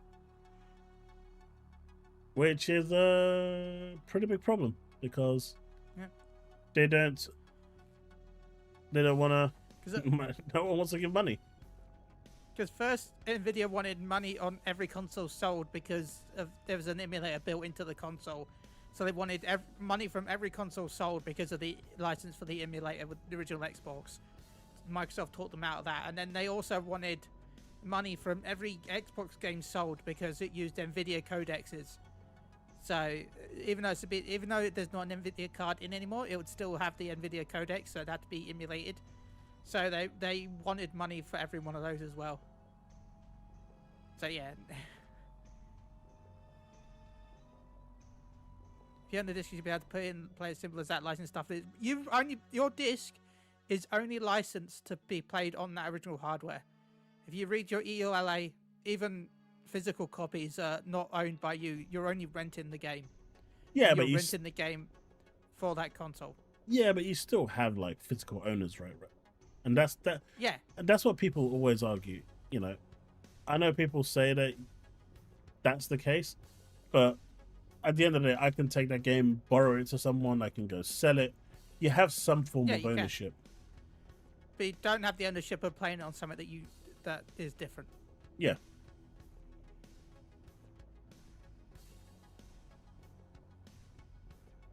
You have the ownership to play it on the device, even if it's not your device.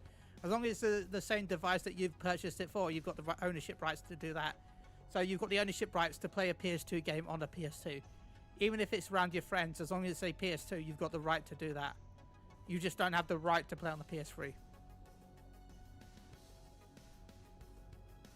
some trick they're using to make it look so realistic.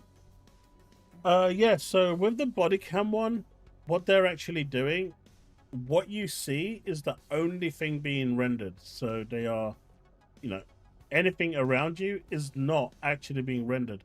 But as the camera starts to move, it starts to render and de-render in real time. Unlike in other games. A lot of FPS games. No. You still have the background rendered. This one, only what you're seeing through the webcam is being rendered, which is why they're able to keep. What's crazy about that is how high the fidelity is. But if you realize with most of those games, they're always down like a corridor, you know, narrow paths, trains and stuff like that. They're not in open areas. And that's partly because of, you know, the engine having to render in real time as soon as you turn around. It's crazy, but yeah, that's how they can do it. It only renders what you see.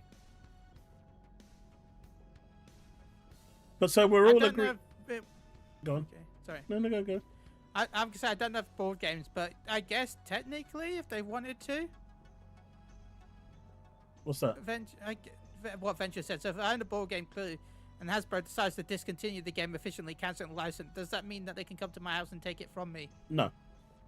No, they can't come into your house. Just like any other physical product. You. No, I mean, was there a company that asked people to burn their games because they got rid of the game? They did, yeah. I can't remember who it was, but they basically asked everyone to destroy their copy of the game. Yeah, they legally can't have you do it, but they requested it. Hasbro could, Ubisoft. So, like, Hasbro can't come in and force you to do it, but they could easily make an email statement saying that we blah blah blah blah blah. Please destroy your copy of Monopoly Scarborough because we don't have the license for Scarborough anymore.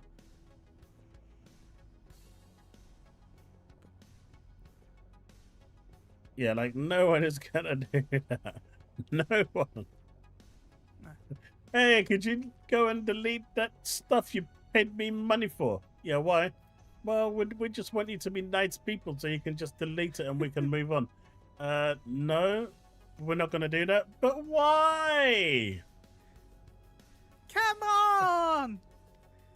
What if I say please? Yeah, I think we can all agree, though, if Sony does release a PlayStation 6 Series S, it's not going to hold gaming back, right? It's actually going to move gaming forward. No, it will hold it back. No, but the media is going to say this is the greatest thing ever since sliced bread. Of course this is exactly what they wanted. They'll call the PlayStation 6 the greatest thing since sliced bread, and they'll call the PS6S the greatest thing since sliced buns because they're slightly smaller than bread.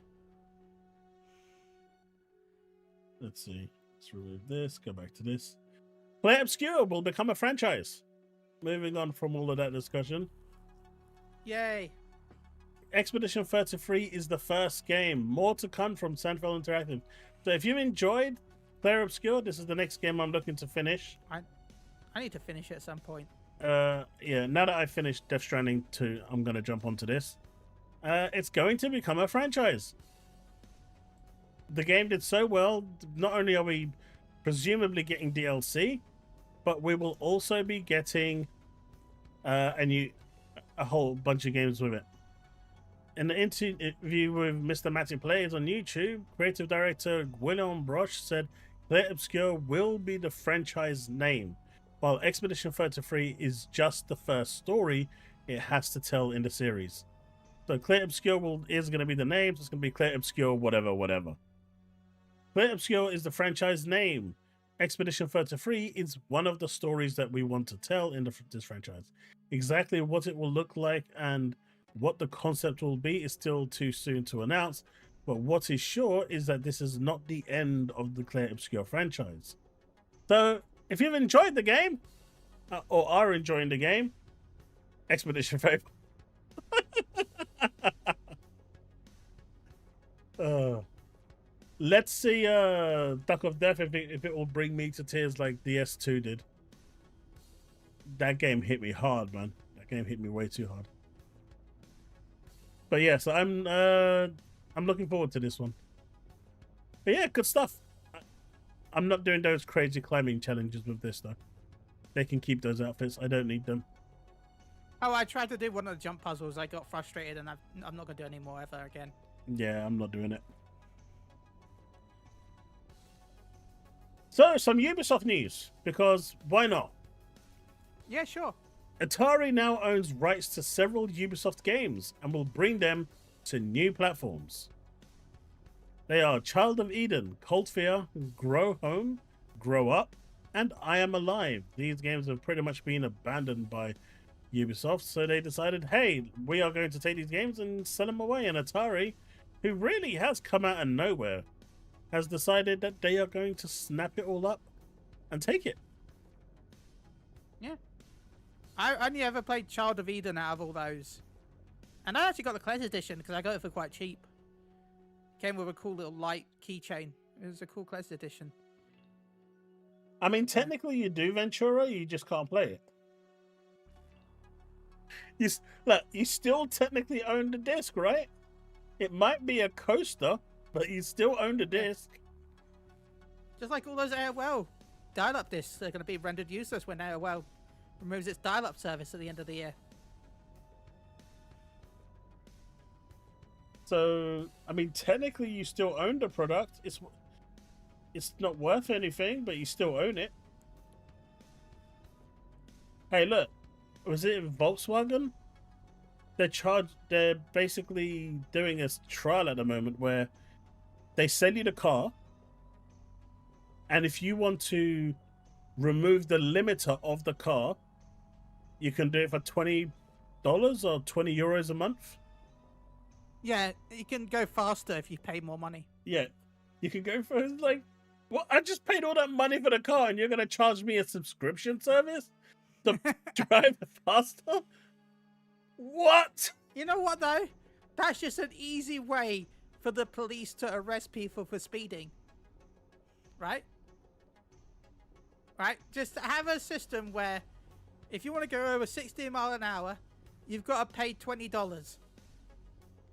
Then the police can just look at everyone who subscribed to that service and then be like, okay, they all broke the speed limit, time to arrest them all. Boom, done.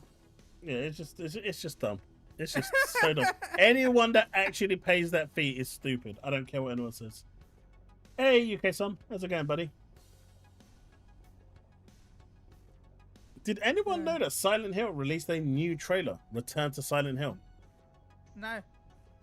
I'm not gonna put any audio because, well, this is probably gonna get demonetized anyway. But let's just check it out.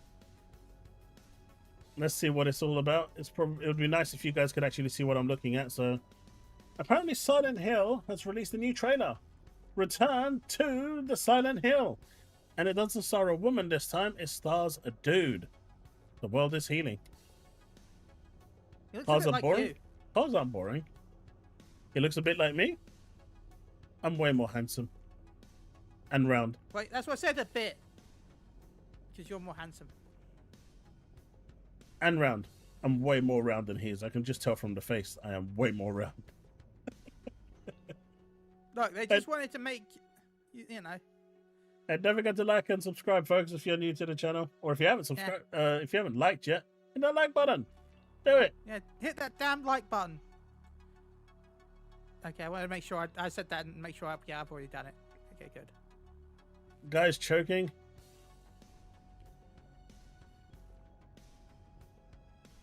What is going on here? This isn't the Silent Hill I know about. This is the Silent Hill don't know I much grew about up it. with. It seems to be Is that the doing. White House? It seems to be Silent Hill 2. It seems to be based on Silent Hill 2. Return to Silent.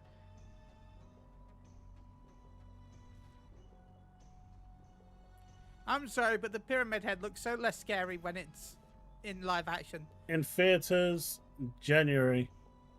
It's a bit like a Toblerone on his head. But yeah, I don't know. I'm sorry.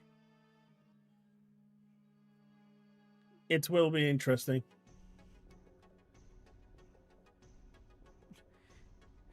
Yeah, see, Susanna agrees. It looks a bit like a Toblerone. Look, it's just a Dorito chip, all right? A really big Dorito chip. No, because I guess they had 3D Doritos, didn't they, at one point? So I guess it could be that. Which is a weird sentence to say because all Doritos are technically 3D, but you know what I mean. See, Didn't they have like a 3D brand, or was it a 4D Doritos? I know that was a special weird branding. I'm probably going to take a massive number of L's for this take now. But this is just my opinion. Right? And I'm willing to take the L's, but you all know that I'm right in this. Every single one of you know that I'm right. If you play a gacha game or a live service game, you buy it knowing that you do not own that property. You also subscribe to it, like any MMO, knowing that you could lose everything you've invested one day. It could happen at any point. Yeah. So, why buy something if it bothers you that you might lose it one day? And if it, if you do buy it with the knowledge that you will potentially lose it one day, because not everything is forever. Once it stops making money and it flops, they're just going to shut it down. You already know that it's not going to stay alive forever. Nothing stays alive for anyway. No, but why complain about something that you know isn't going to be there for good? Yeah.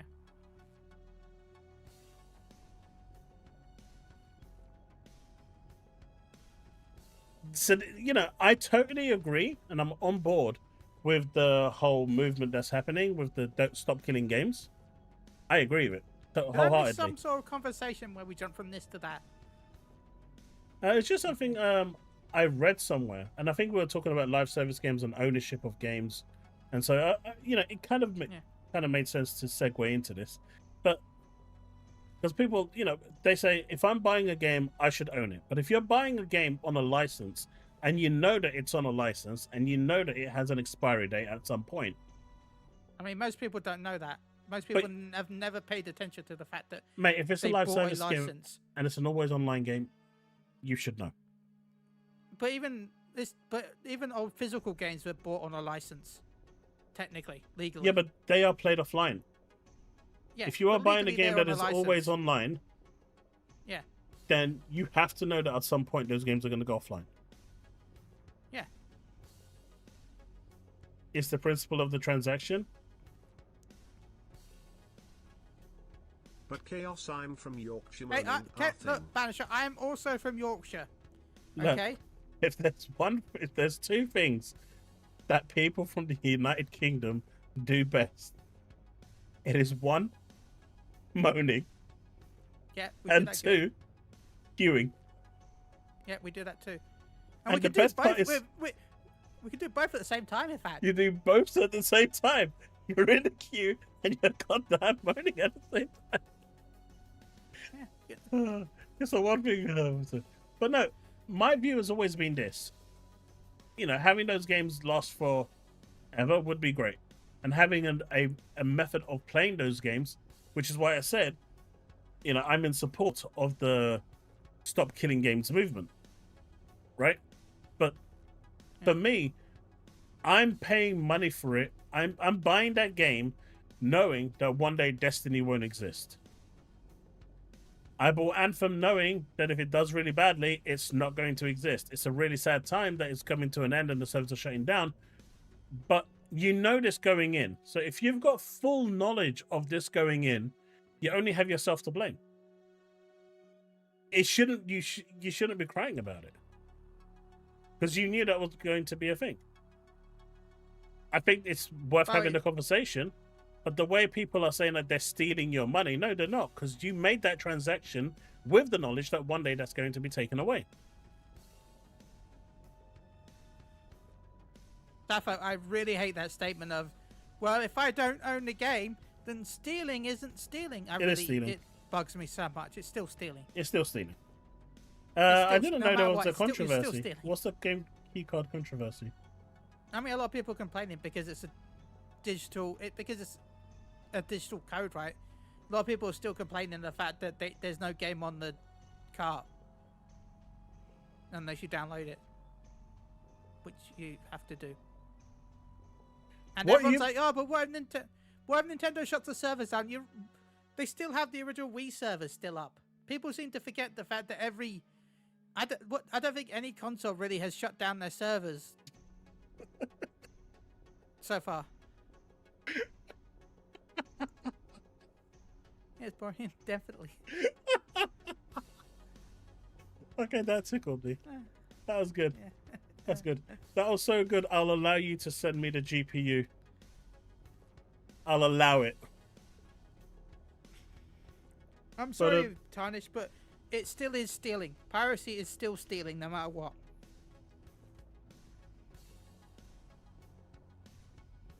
You're buying the license to use it. So if you aren't paying for it, you're stealing the license to use it. So you are stealing it. That's there is no two ways around it. The 360 marketplace is gone, yeah. Anything that you bought from the 360 marketplace, you can still have. But outside of that, the rest is gone. It's the same with the Wii and all that, like, where you can't buy anything. But if you own stuff on the platforms, you can still download it. Once you buy 3 copies of Gears Reloaded. You know what? I'm going to buy... That's quite a good deal, actually. I am going to buy a single copy of Gears Reloaded and then multiply it by 3 by sending him 3 different pictures, and that should be it. But like, but you're going to get a watch code. What did he say you're getting for it? What's that? You said you're getting a graphics card or whatever from Steve if you do said thing. I mean, no, if you can get 5090 for buying 3 copies of Gears, that's a good deal. I'm just fucking. But yeah, you buy it on Xbox, PS5, and Steam. No, I only do that for Helldivers. I only do that for Helldivers. You know, the game that counts, the one that matters.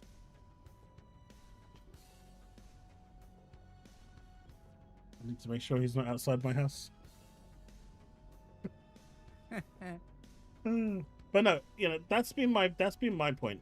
Like, I play gacha games, and you know, that's no secret. And a number of them have shut down, and I'm sad they've shut down because I put a lot of some of them I put a lot of money into. But I knew that could happen one day, so I'm not going to kick and scream about it. So I don't really, you know, I mean, that's just my opinion. Ideally, you know, it'd be nice if they could find a way to keep them open and alive without revealing the source of what goes into it. You know, company secrets and whatnot, but that's my opinion.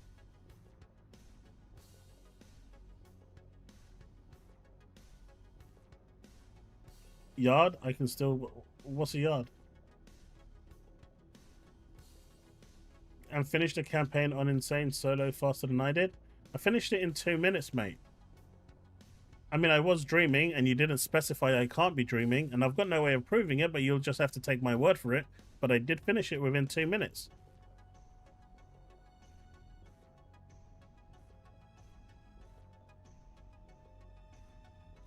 Hey, he didn't specify in what plane of existence, right? So I'll take it.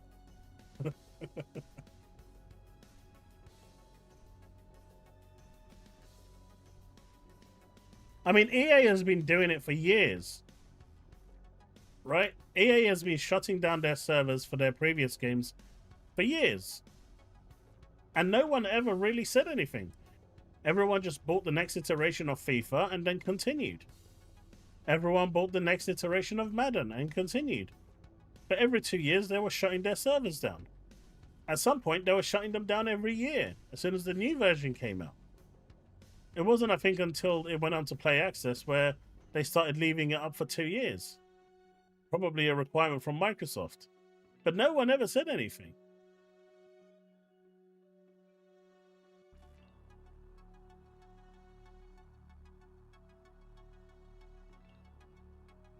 No. What Ubisoft did, Banisher, with the crew was different. That was just ridiculous. There was no reason to take that game offline. Right? The game was still being played. It was still fine. There was no problem with it.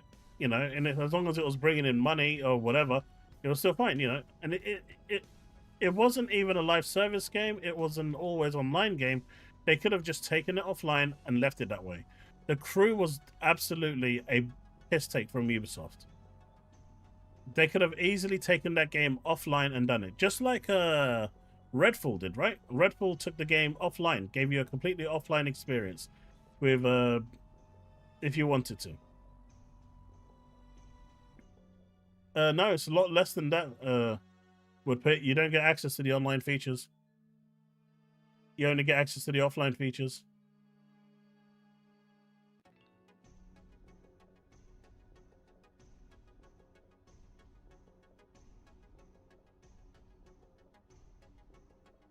I bet the casuals aren't aware because most of the casuals don't care. That's the problem. It's only a problem for those that actually look into this stuff. The average consumer wouldn't care or know.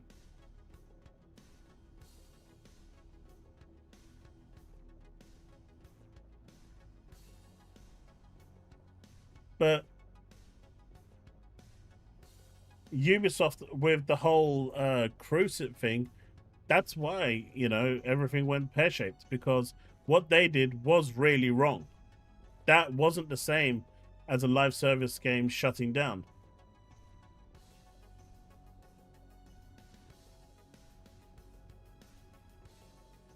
Ventura, I 100% agree with that. Or you make your, or you know, you make your own ROM of the copy of the game you've got. That would be the ideal way to go about it, so you're not using someone else's product code. Right? That would be the ideal way to go about it. If you have the game, I think, even though some people say that's a grey area, I think that's fine.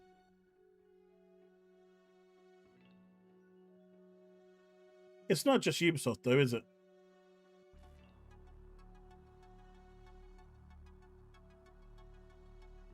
No, Bags, I know it's illegal, which is why I said you should back up your own version of the game. But I still think at some point that's you've at least paid for the game. So you're legally allowed to make a backup of your own game. Yeah, backup is fine. If you own the game in another form, it's fine, in my opinion. Wasn't it illegal at one point to copy CDs to PCs in the UK? No. No, I swear it was illegal at one point in the early 2000s. It was a stupid law. Man, a Fallout or Elder Scrolls gacha game. I mean, no, there is a Fallout gacha game, remember? Is there? Fallout Shelter. Is that gacha? I mean, I guess, I think it has gacha. I don't think so. But did you hear 2 games that were actually gacha have changed? And they're not gacha anymore. And so they might get a release on... One of them is obviously coming out on Xbox. Yeah, it's lunch boxes. That you can use random resources and gear for Fallout Shelter. Where's the other one? Let me see if I could find it. So this is the first one. So obviously a bunch of you must have heard of Solo Leveling. It's like one of a big anime at the moment. So Solo Leveling started off as a gacha game, but the company has decided that they're going to make do with the gacha, remove it entirely, and turn it into a premium game. It's going to be released on all platforms. I'm not sure if it's coming to Nintendo Switch, but it is coming to Xbox as well.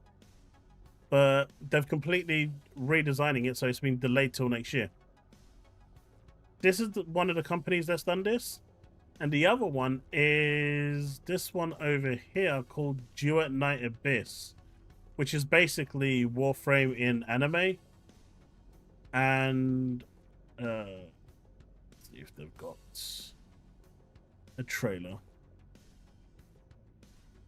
Yeah, someone was talking about this on my stream recently. That this game, I haven't seen anything about it actually. Or Duet Night Abyss. Yeah. So I was I actually took part in the closed beta for this for Duet Night Abyss. But two companies now have completely removed gacha completely from their game. So this is one of them. I don't have any gameplay for it. But this one is Duet Night Abyss. Now this is basically Warframe, and they've announced not only have they completely removed all gacha aspects, they're going to monetize it through skins and cosmetics. But there's also no daily energy restriction on there as well. Like most games have you where you can only jump on and use a certain amount of energy, which is what you convert into resources to do some of the stuff during the per day. You've got infinite time. You can play as much as you want, as little as you want. And so, yeah, it looks like the views on gacha might be changing, and people might be changing the way they feel about it. But this is basically Warframe. If you like Warframe and the grind of Warframe, you are going to enjoy this. Gameplay wise, it plays like Warframe. Even the gameplay, you know, like the slide jumping and everything, it's the same thing. The shooting, the hack and slash. So you might, if it's coming to PlayStation, you may have sold me. It's coming to PlayStation. Well, you've sold me. Oh my god, I can ride a pig? That's okay. What you're excited about? Yes! That's so cool. I don't know, Brick. I'm guessing there must be something going on, because two companies now. This is going to be... I think this is going to be available on mobile, PC, and consoles.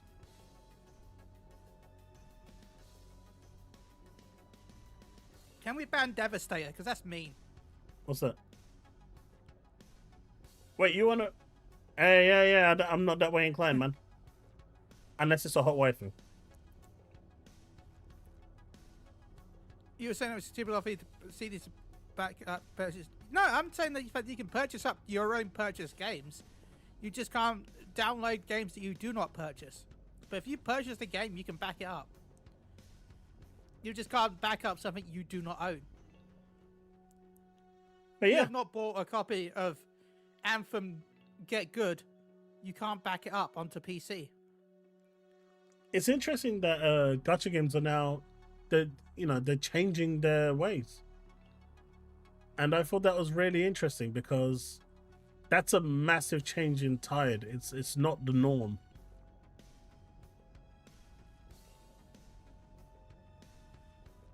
So hey, if you was actually interested in solo leveling or now Duet Night Abyss, know that they're going to be premium games that get released. Live service that gets thing, and there's no power purchase in any of these games. The characters, the weapons, everything is grinded for, and the only thing that you can pay for is cosmetic. A Duet Night Abyss. What was it? How do you spell it again? I'm just putting it in chat now. Also known as DNA. So I've taken part in both of the betas, but when I took part in the betas, the game was basically gacha form, and people have been, I don't know, lately gacha has been taking a really big hit. So it's something that, you might be interested in. Okay, it's not available. It's coming October 28th for PC and mobile. It's not coming to PlayStation. It will do, though. They all come to PlayStation. And don't worry. Every single one of them. Don't worry, a year later they'll come to Xbox. Maybe. By default, it'll come to Xbox, because if the Xbox plays PC games, it'll be default there anyway.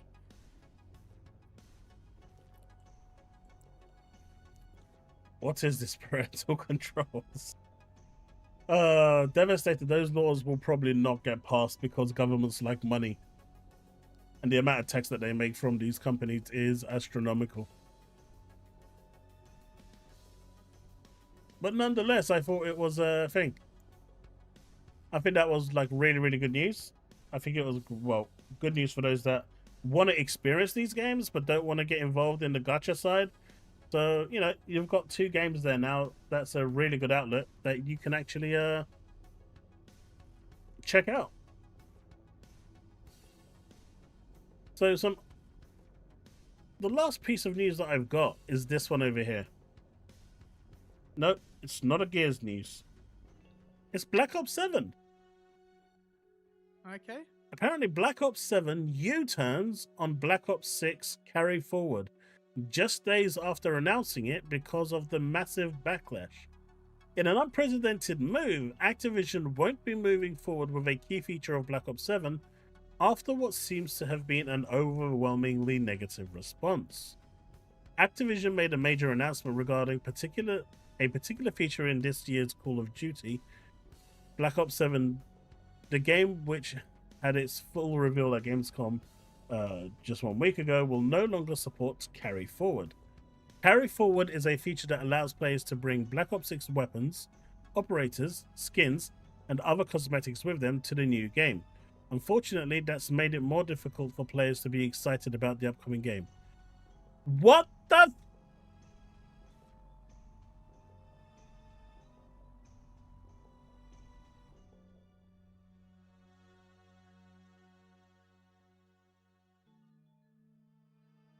What is this?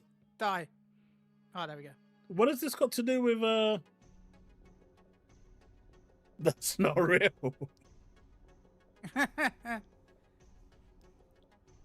It's like, unfortunately, gamers are this dumb. There are really, really stupid people out there. But what on earth? Carry forward is because they announced this feature not that long ago where you could carry some stuff forward. And the operator skins was definitely one of them, which, you know, the skins especially, you pay a lot of money for that. Carrying that forward is like a great thing. But maybe they're trying to, you know, they've already seen, I don't know, maybe people are so sick of seeing Family Guy in Call of Duty 6 that they don't want to see him in Call of Duty 7. Yeah, a lot of people complained about. A lot of people complained about the skins in Black Ops 6. A lot of people. But I mean, just add the tug. Don't forget the DCG vid I DM'd you XD. Yeah, I've seen it. That's the next thing we're going to look at. Thank you for the $2 super chat. Let's see, who's the number? Oh wow, Devin dropped to number 3.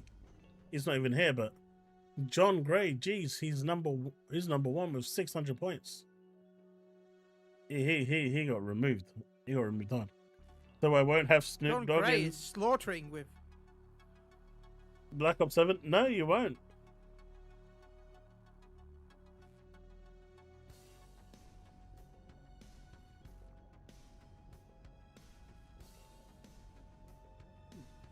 Chat, do you want to see the emojis that I had made? That I'm trying to get added? They're really cool.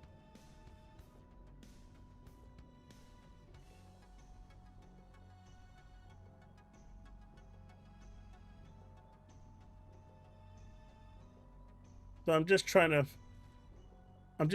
well, I may in the end gift it a bunch of subs just so I can get it added, but yeah, how can I do this?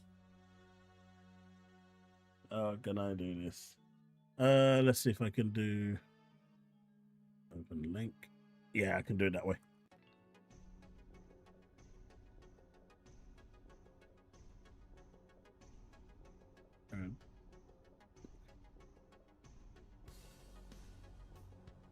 Okay, that was tiny. Okay, so it's So this is one of them. The others I can't really do it on this thing. So we'll just look at this one over here. My kid made.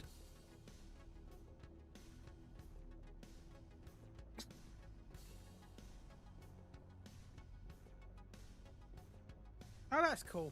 That's cute.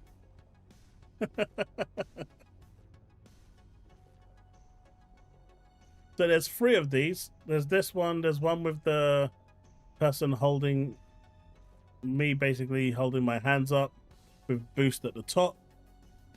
But I can't seem to get this one. Oh, I can. Is that one? Yeah, I bought my son one of those art tablet things with a screen. And so he's been just making all sorts of stuff. And he's just been messing about with it. Oh, but yeah, I thought it was really cool. I just need to once I get more memberships, we can actually add them in. But I thought it was they looked really cool.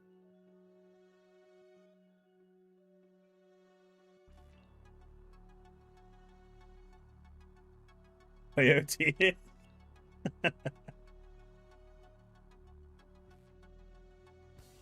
Jesse, what's going to hit 1 million copies?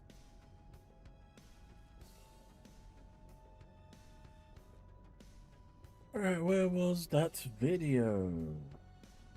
Let's do that as the final thing. We do have...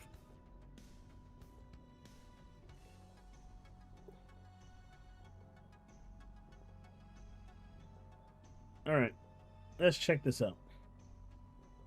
Since apparently it's good.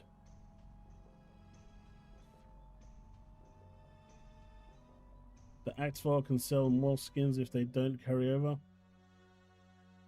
I mean, I get that, Duck of Death, but it's the players that are complaining that they don't want it to go over. Not Activision. Activision said that they want it to go over.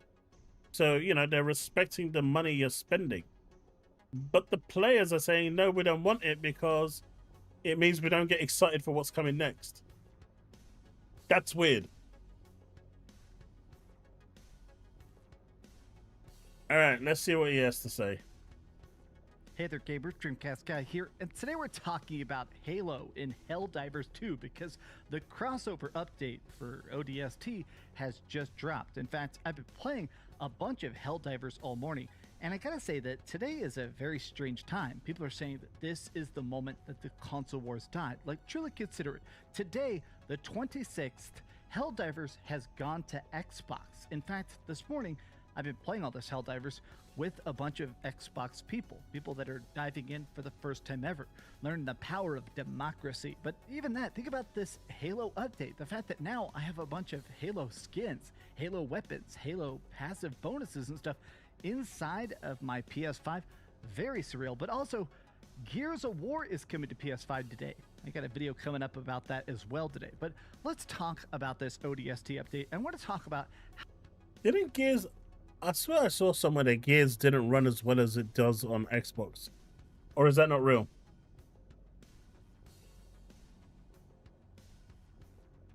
The village it is back, Sepho. How these new weapons work, because in my opinion, one of the new guns, it's a bit overpowered, and I kind of like it. Hi, hope you're having a great day, and if you could please give this video a like and subscribe if you haven't already.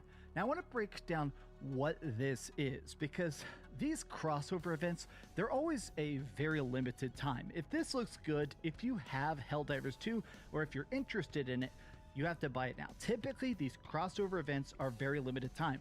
The stuff you get, the stuff you unlock, you keep it forever, but this is something typically they give it and then they sort of remove it. So what is this? So what Helldivers 2 does is this system called War Bonds, where...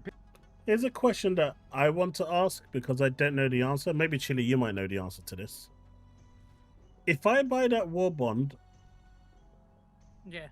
will I keep it forever because it's a limited time thing, or will Yeah, it disappear I'm guessing regardless? I mean, they've said that previous ones are permanent, so unless there's something special about this one, I'm guessing it'll be permanent. I mean, I think it should be, but I'm just not 100% sure. Oh, you know what? I want to have a look. They should allow the skins to carry over. I mean, they wanted to allow it, Dayreezy. The community said no. There should also be a skin, no skin match option. I agree with that 100%. They won't do it because they want everyone to see the skins so they can go and buy them, but I agree with that.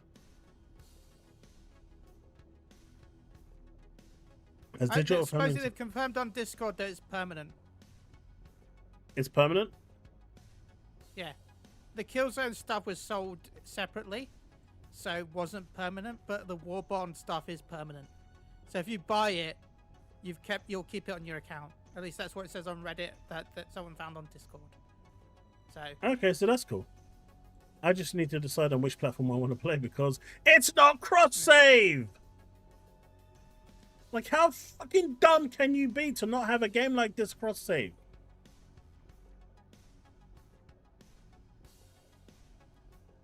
I don't know. Sorry. This is the one pet peeve I have with games like this. And The Division. And Fallout 76. And Elder Scrolls Online. It is not cross-save. It's dumb. Well, actually, Fallout 76 is. It's just not cross-play. But you need both.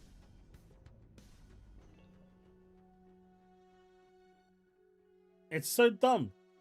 I mean, there's no reason to own all 3 copies like I do, but hey. It still would be nice. Basically, there's like a battle pass, and the more you play, doing missions, you get these little badges. The badges unlock more weapons, more armaments, more customization for your character, and this stuff is honestly pretty cool. Not only you look better, not only you get different funny poses and really, really strong weapons, it's a nice way to kind of have this constant progression. Well, this is a war bond. Unfortunately, the ODST war bond costs $15. You got to pay $15 to actually get this. Now, obviously, I bought it. You can earn some for free, right? You can earn all of the currency for free.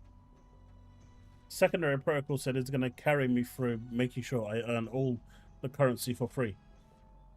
Right, Secondary? Second Protocol, can you also do it for me as well? I would like to get some of it. Sony doesn't like cross save? No. Yeah, but just look at Fallout 76. It doesn't do it either with PC. Elder Scrolls Online doesn't do it with PC. It's just, I don't know. The worst part about Elder Scrolls Online is the fact that, again, because the updates are received separately. Yeah. Yeah. Lol. Oh, so that's how it is now, Secondary Protocol. I see how it is. Not only does the guy just yeet out of the way as soon as, we're playing some murder mystery game and the guy like disappears mid-game. It's like, nope, I'm out. I'm not even going to say anything. It disappears. Then does the same when we're playing Helldivers 2. And now he's going to be like this? Ugh. I don't know. I feel a bit weird about a $15 microtransaction. To me does kind of suck. But I have played hundreds and hundreds.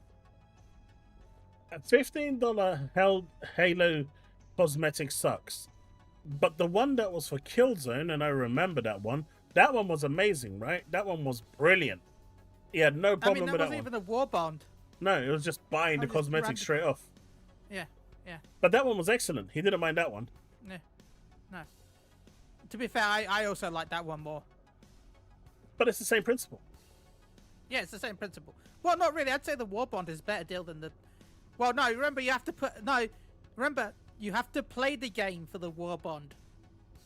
The Killzone, you don't have to play any game. You just buy it. Are we literally now turning around and saying that we are going to say something is bad because I have to play the game? No, I'm trying to joke from when... I can't go back full circle from when you started earlier. I know.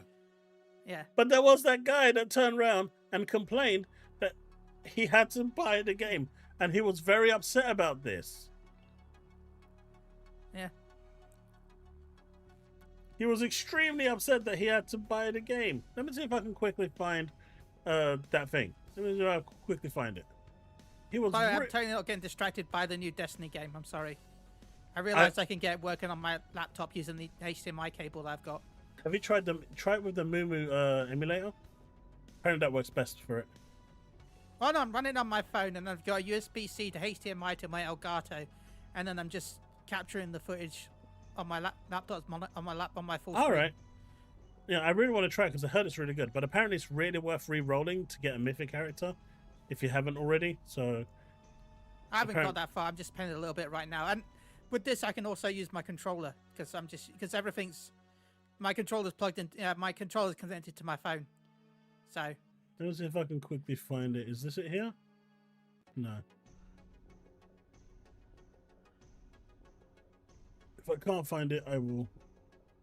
Yeah, my phone's running an Ultra, so. And my phone's old as well. My phone's 3 years old now. It's a Sony Xperia. Yes, yes, I have a Sony phone. What a pony. And yes, I want to upgrade my Sony phone to another Sony phone, but nobody seems to have Sony phones anymore, and that's annoying because I've only ever owned Sony phones. So they don't exist anymore. No, there's the Xperia 1.7 that came out recently. Here it is. Here it is. I found it. Let me just quickly share this. Listen to this. This guy isn't even joking or coping or anything. I need 1,500 to just buy the gun. I need 1,500 to just buy the gun. Holy crap, boys. Okay, I ain't gonna lie. I'm a little upset at the pricing so far with this. I mean, I know they're here to make money. But my gosh, 1,500? So now I just buy this gun, right? What just happened? Did I get it? Did I buy the whole page? No, you bought the. I'm so confused. Not enough medals. Not enough medals for what? You need medals? I just bought It says this at the thing. bottom. I think I might have just gotten scammed. You got to do missions, and then that's how you unlock it. Okay, I'm gonna be honest with you. I'm gonna give that a massive L, because I got this game solely to play with the Halo stuff, and you're telling me I gotta earn it? I spent $40 to then go have to play the game? Wait. Oh, guys, that's not a Oh good my system. god, that's even I might worse have to than tweet what about you this, said. guys. I'm telling me I gotta earn I it. paid. I spent $40 to then go have to play the game? I spent $40 to go and play the game. I might have to tweet about this, guys. I mean, That's not a almost good. disrespectful. Okay. I want to install this game right now. I'll get my Uninstall it. money back. I can't believe I just BTW, you spent can farm super credits and $40 on this medals game, in-game. and you don't get the Halo update right away. I'm hoping my video will now help somebody not buy this game. No, you're a dumbass. Sorry. Oh And my you're telling god. me I gotta earn it? I spent $40 I've got to then go have to play the game? It's like.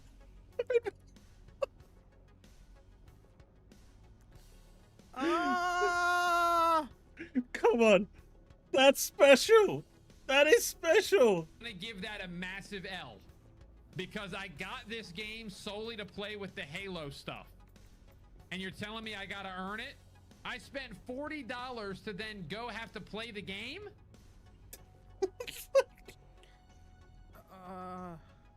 And then it gets better. $40 on this game, and you don't get the Halo update right away.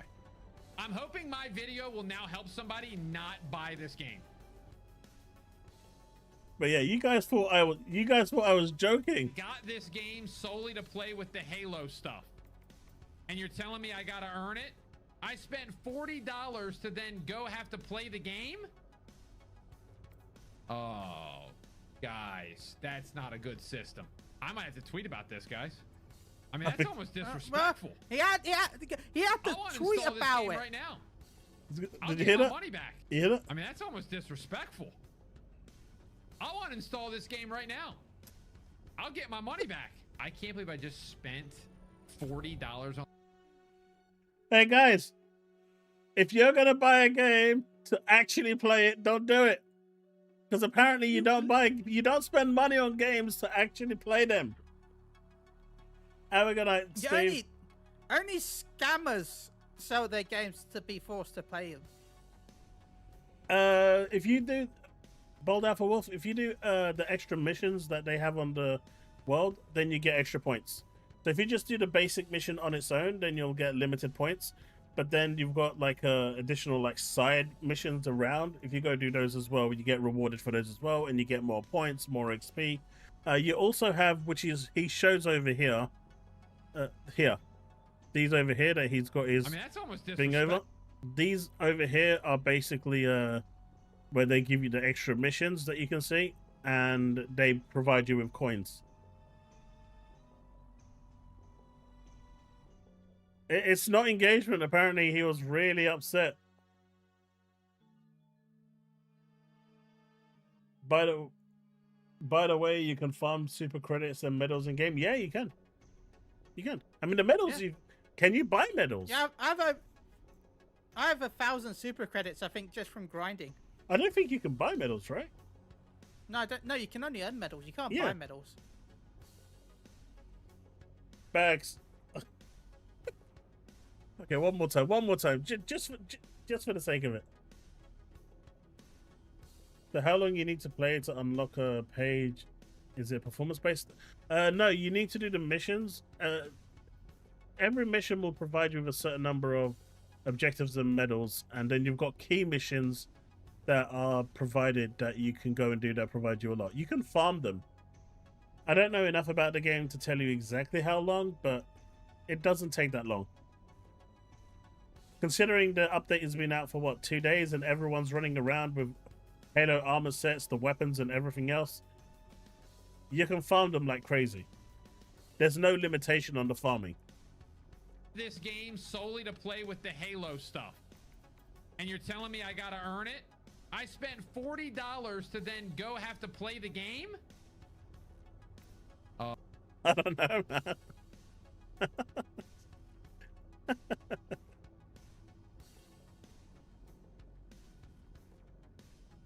There you go, Bold Alpha Wolf. Devastator gets 3 to 10 medals per mission. Was it that Overwatch that had a charity skin and people complained it was expensive? Yeah, it was the brick. It was. I mean, the fact that the skin was for fucking charity and people still got annoyed by it. He is the target audience for modern games. I mean, it's the fact that, what, I bought a battle pass and now I have to play and earn it? Like, what? What? It's like he doesn't know what a battle pass is. Forgot Fair Games? Wait, what's Fair Games? Hundreds of hours of Helldivers 2, a game I paid $40 for. So to me, it's definitely worth it. Also, of course, the FOMO. I want to buy this because, oh no, I'm afraid that it's going to run out. But let me start by talking about the 4 new weapons that are unlocked in this war bond. So as you progress through it, the 4 weapons are the assault rifle, the shotgun, the SMG, and the final one you unlock, which is actually the only one I haven't unlocked yet, but I've seen people using it already, is a SOCOM pistol, which is funny because if you play the Halo games, the pistols are extremely strong, especially in the early games and in ODST. Now, I want to start by talking about the assault rifle. I've always had a big soft spot ever since the first freaking game, first Halo, all the way back in 2001. I really like the assault rifle because you can just mag dump. Now in this, because you are playing a slightly modified version, obviously the clip is smaller. Like playing it, the stats on this though I think are still overpowered. You're having to reload a lot more than you have to in Halo, but still this thing has an extra big clip. It has 8 mags with it, so it means you actually get to reload a lot. I think that's good, but it also has medium armor penetration. So the reason armor pen is such a good stat, it's something I very much prioritize in Helldivers 2, is because you fight 3 different styles of alien in this game. Who knows? The bugs, which are like the Terminids, the Illuminate, they're like these sort of like glowy alien guys, and then there's these terrible killer robots, right? Now all 3 of them very, very strong, but really The tougher enemies all have armor, either organic armor like the Terminids have, or literal sheet plate like some of the biggest, baddest mechs. Heavier armor pin is fantastic, even on creatures you think might be very squishy. This thing, the assault rifle, actually having that built-in medium armor pin feels very, very strong. Now, the reason I like this is that the Helldivers 2 devs, they're actually pretty good about letting stuff stay broken. They've done Are they? That's not true but at all. They fixed a lot of stuff. They were pretty bad at this. Early on, they were absolutely getting destroyed. At one point, the game almost died because of how much they were nerfing the game. What is he on about? The game almost died at one point because they nerfed everything. Oh, this gun is really good and you're not using any of the others? Okay, we're going to nerf this gun to the ground so you can use the others. And so the community fixated on another weapon and they were like, yeah, we're going to nerf that weapon so you can work on the others. And they nerfed that weapon to the ground. And so the community fixated on another weapon for meta. And so then they were like, yeah, we kind of want you to use a broad selection of weapons. So they nerfed that weapon to the ground. Eventually, they got to the point where they nerfed so many weapons that you couldn't actually kill the AI, the enemies. They were so, your weapons were so weak that you actually couldn't kill the enemies. That's how weak your weapons got. They became completely and utterly useless. And at that point, they realized, oh, we might have just gone a bit too far. But there was a massive controversy about this. So he's lying, blatantly lying there. Views basically saying, look, there's no PvP, there's no ladders, there's no rankings. If you're having fun, if you're still playing, if you're still unlocking stuff, that's our goal. We want you to keep playing the game. So if something feels overpowered to you and it makes you play good, great, stick with it forever. Now, let's talk about this shotgun. This shotgun is pretty dang beefy, but of course, you got to get close to people. It's pretty much what you expect. This has a light armor pin. Wait, a so shotgun? to me, it did. A shotgun is close range? My God, what a twist! I mean, it could be a slug. That then could actually go further range. Fair, but most of them aren't. No, but it could be a slug. Feel quite a bit weaker. I mean, I remember people sniping with slugs in Battlefield. The third weapon, though, the SMG, is a silenced weapon. Now, these are a thing that have actually been in Helldivers 2 for a bit. This is something that is incredibly crucial for the higher end difficulties. The difficulties go up and up and up and up until ridiculous amounts of, if you get spotted by the patrols, you pretty much die. So sneaking suits, a lot of times the best players, if you're playing above like difficulty 10, a lot of times the top people, it's all about it's been a while trying to since dodge. I know. It's about, all right, how much times can I complete an objective, kill these things, and then slip out? Because if these things start calling reinforcements, if they flood you, if airships start showing up, you're pretty much screwed. So this, I was playing this on like medium difficulty because I wanted to test stuff out and kind of see how things worked and, you know, not feel as punished while I'm trying to figure stuff out. I like the SMG, but again, as a light armor pin weapon, this is something that feels like, in a way, it's for the highest difficulty. For the people that are carrying around a railgun as their secondary item, it feels good for that. But to me, playing this on medium difficulty, you can't really mag dump with it. I do think that all these weapons do feel good. They also just kind of match that wallop. I have to say that the thing to me that was the most interesting is honestly just the fact that, honestly, having Halo weapons in Helldivers, they have the exact sound effects, the exact kickback, the exact assets. It's just trippy to see real Halo weapons in a PS5 game, right? Like, I'm playing this on PS5. It's also trippy to see a PlayStation Studio game published by a PlayStation Studio on Xbox, but hey. Have I played Destiny Rising? No, but I am going to install it tonight. I I've was heard just it's playing a better little than bit. the thing. It's okay. I've stopped now because I shouldn't get distracted. But, yeah.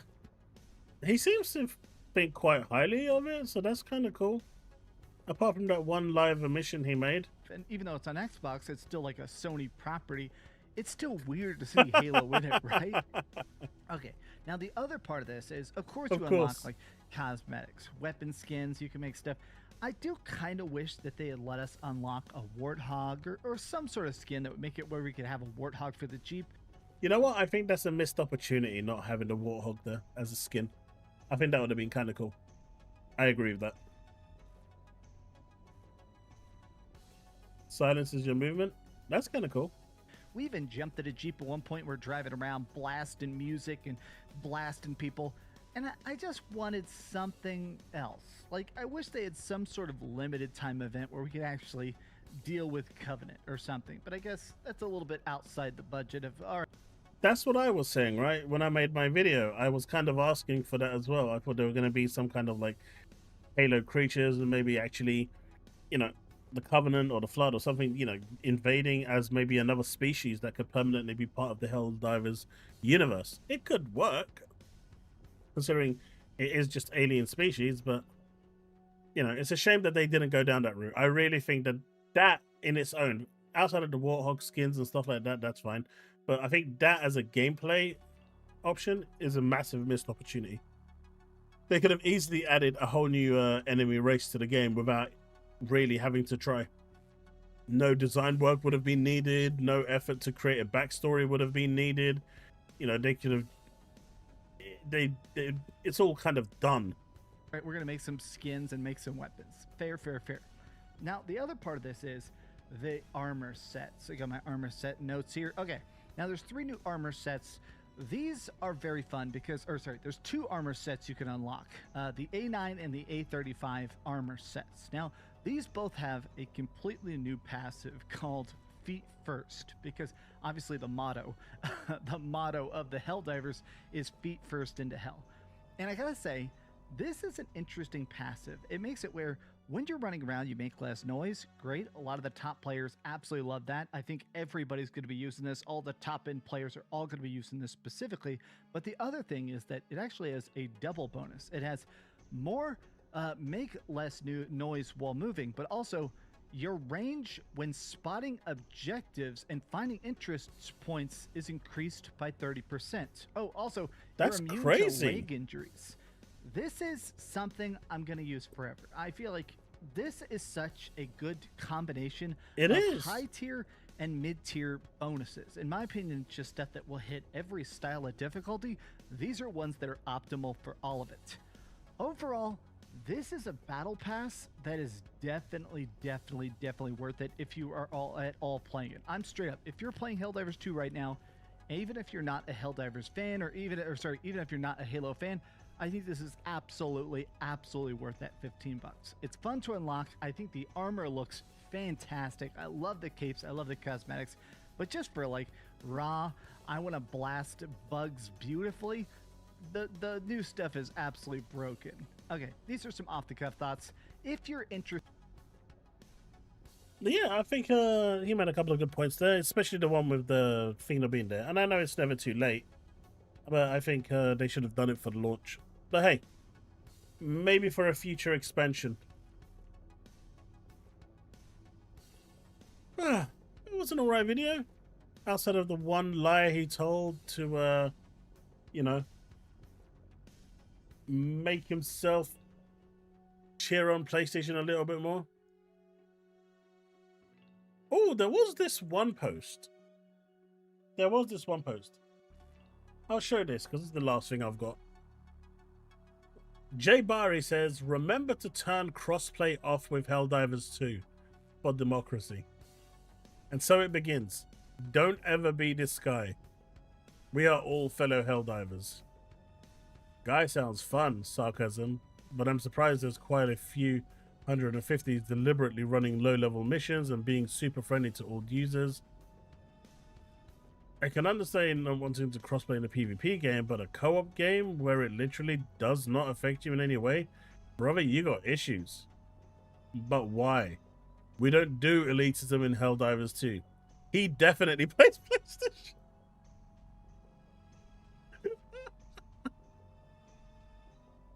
Even though the console wars are over, some soldiers are still on the battlefield. Nah, I met him severely limit his player pool so that he has to essentially play alone. Welcome to all the new divers. my reaction to divers like this.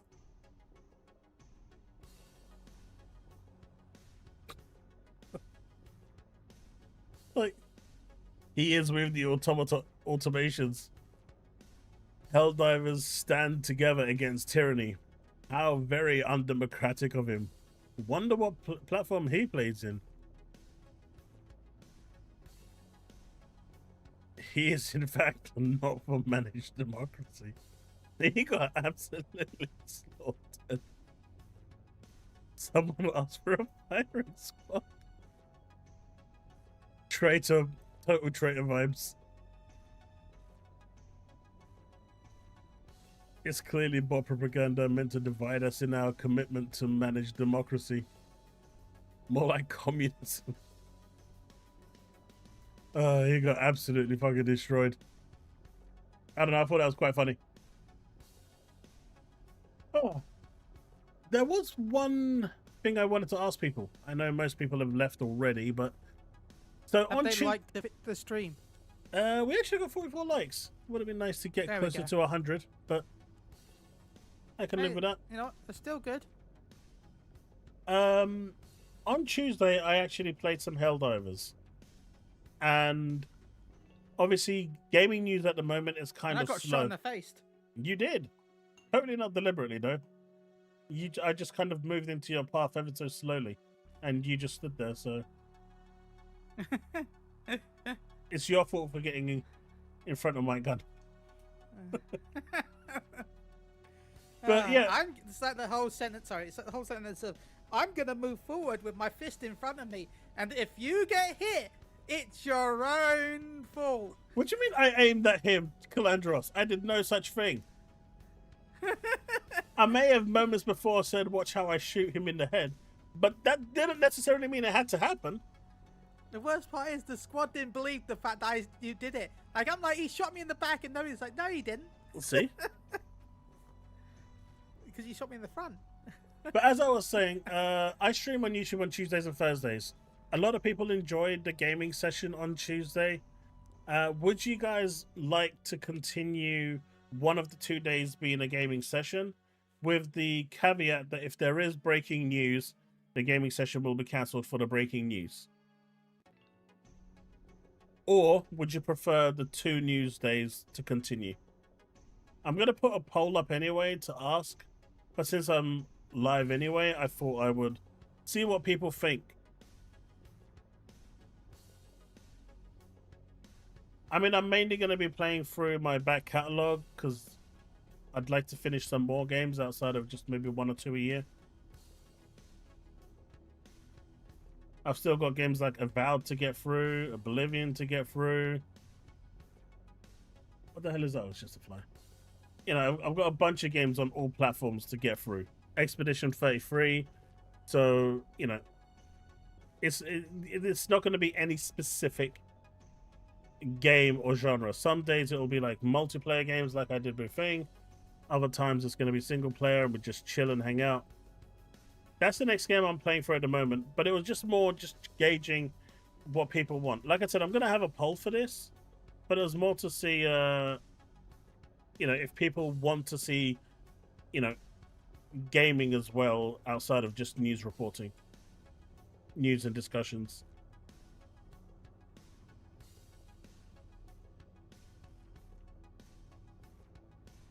But hopefully you'll take part in the poll. That would be great.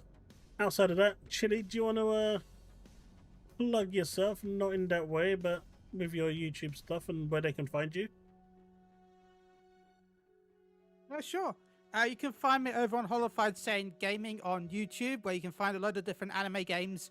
We actually just finished the DLC for Kakarot. We went through the Daima DLC. There's been a lot of Naruto to Boruto videos because they're going through their 7th anniversary currently. Last I checked, we hit 214 subscribers.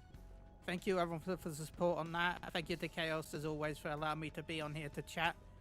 I hope to be on here more, but it's more of a timing thing because I'm also busy with Baldur's Gate 3. So again, thank you to everyone that supports the channel. Thank you everyone that's here, and thank you for everything. So just thank you to Chaos. All good, man. Bold 4th, yeah, like I said, the news will take priority. If there's like a lot of news that week, then we will be doing double news. But if we're in a situation where, as it is right now, where everything is dead, I'm kind of going to pile the news like I've done today to the Thursday. And that's the other thing. I'm going to also, in the poll, I'm going to ask for if you want it on Tuesdays or Thursdays, or if you don't care. So that's going to be the other thing. So we can have like a set day for it. I'm thinking Tuesdays might be better, but we could do it on Thursdays as well. It really depends. But yeah, that's it. And that's the stream. Thanks so much for hanging out, everyone. It's been pretty good, and I've had a lot of fun. I missed you all. It's been too long since I've been in this stream. I missed all of you. Even you, Steve. Steve is gone. He's gone to walk his dog. But we missed you too, Chili. No, he went to go deliver your package. No, that's never coming. If that arrives, then I have to finish Gollum. The thing is, though, just because you're sending it off, it doesn't mean it's going to arrive. You know what the UK postal system's like. But yeah, if he sends me the GPU, then I am obligated to play through Gollum and Kong to finish it. I got a phone call from my landlord a couple of days ago where put my parcel in some flower pots for some reason outside the building. Nice. So Not like landlord's what Amazon did to my neighbor today. They put it in our bin, and it was bin collection day. It's gone. Oh wow! It's gone. His parcel Nothing went. like that. That's insane. I think the worst thing, I know anything like that, but the worst thing was I was panicking because it said it got delivered. Now, outside of my building, there's like this, like not a shed, but like this box with like, like gardening equipment, right? Mm-hmm. But because the box is like, doesn't lock properly and it could be windy here, there's like heavy stuff on top of it to make sure it doesn't blow open, right? The post office person's come in, took everything off the box, put the parcel inside the box, put everything back on, and didn't say anything. I was like panicking because it's like, it's been delivered, and then I've got no idea where it's been delivered. I mean, the best one for me was when the guy comes to my door today and goes, "Did you take my parcel?" And I go, "No." And he goes, "Well, they said they put it in the bin." And I said, "Well, check the bin." And he said, "I did. It's empty." And I said, "Well, they came and collected the garbage today." And he goes, "Yeah, but did you take it in?" I said, "No. They said that you did." And I said, "Well, how can they put it in the bin and give it to me at the same time?" Yeah. And it was like, fuck. Anyway, folks, that's it. I'm out. Anyway. Have a good one. And Bye, thank you everyone. so much for hanging out. Peace out. And as always, Bye. remain legend.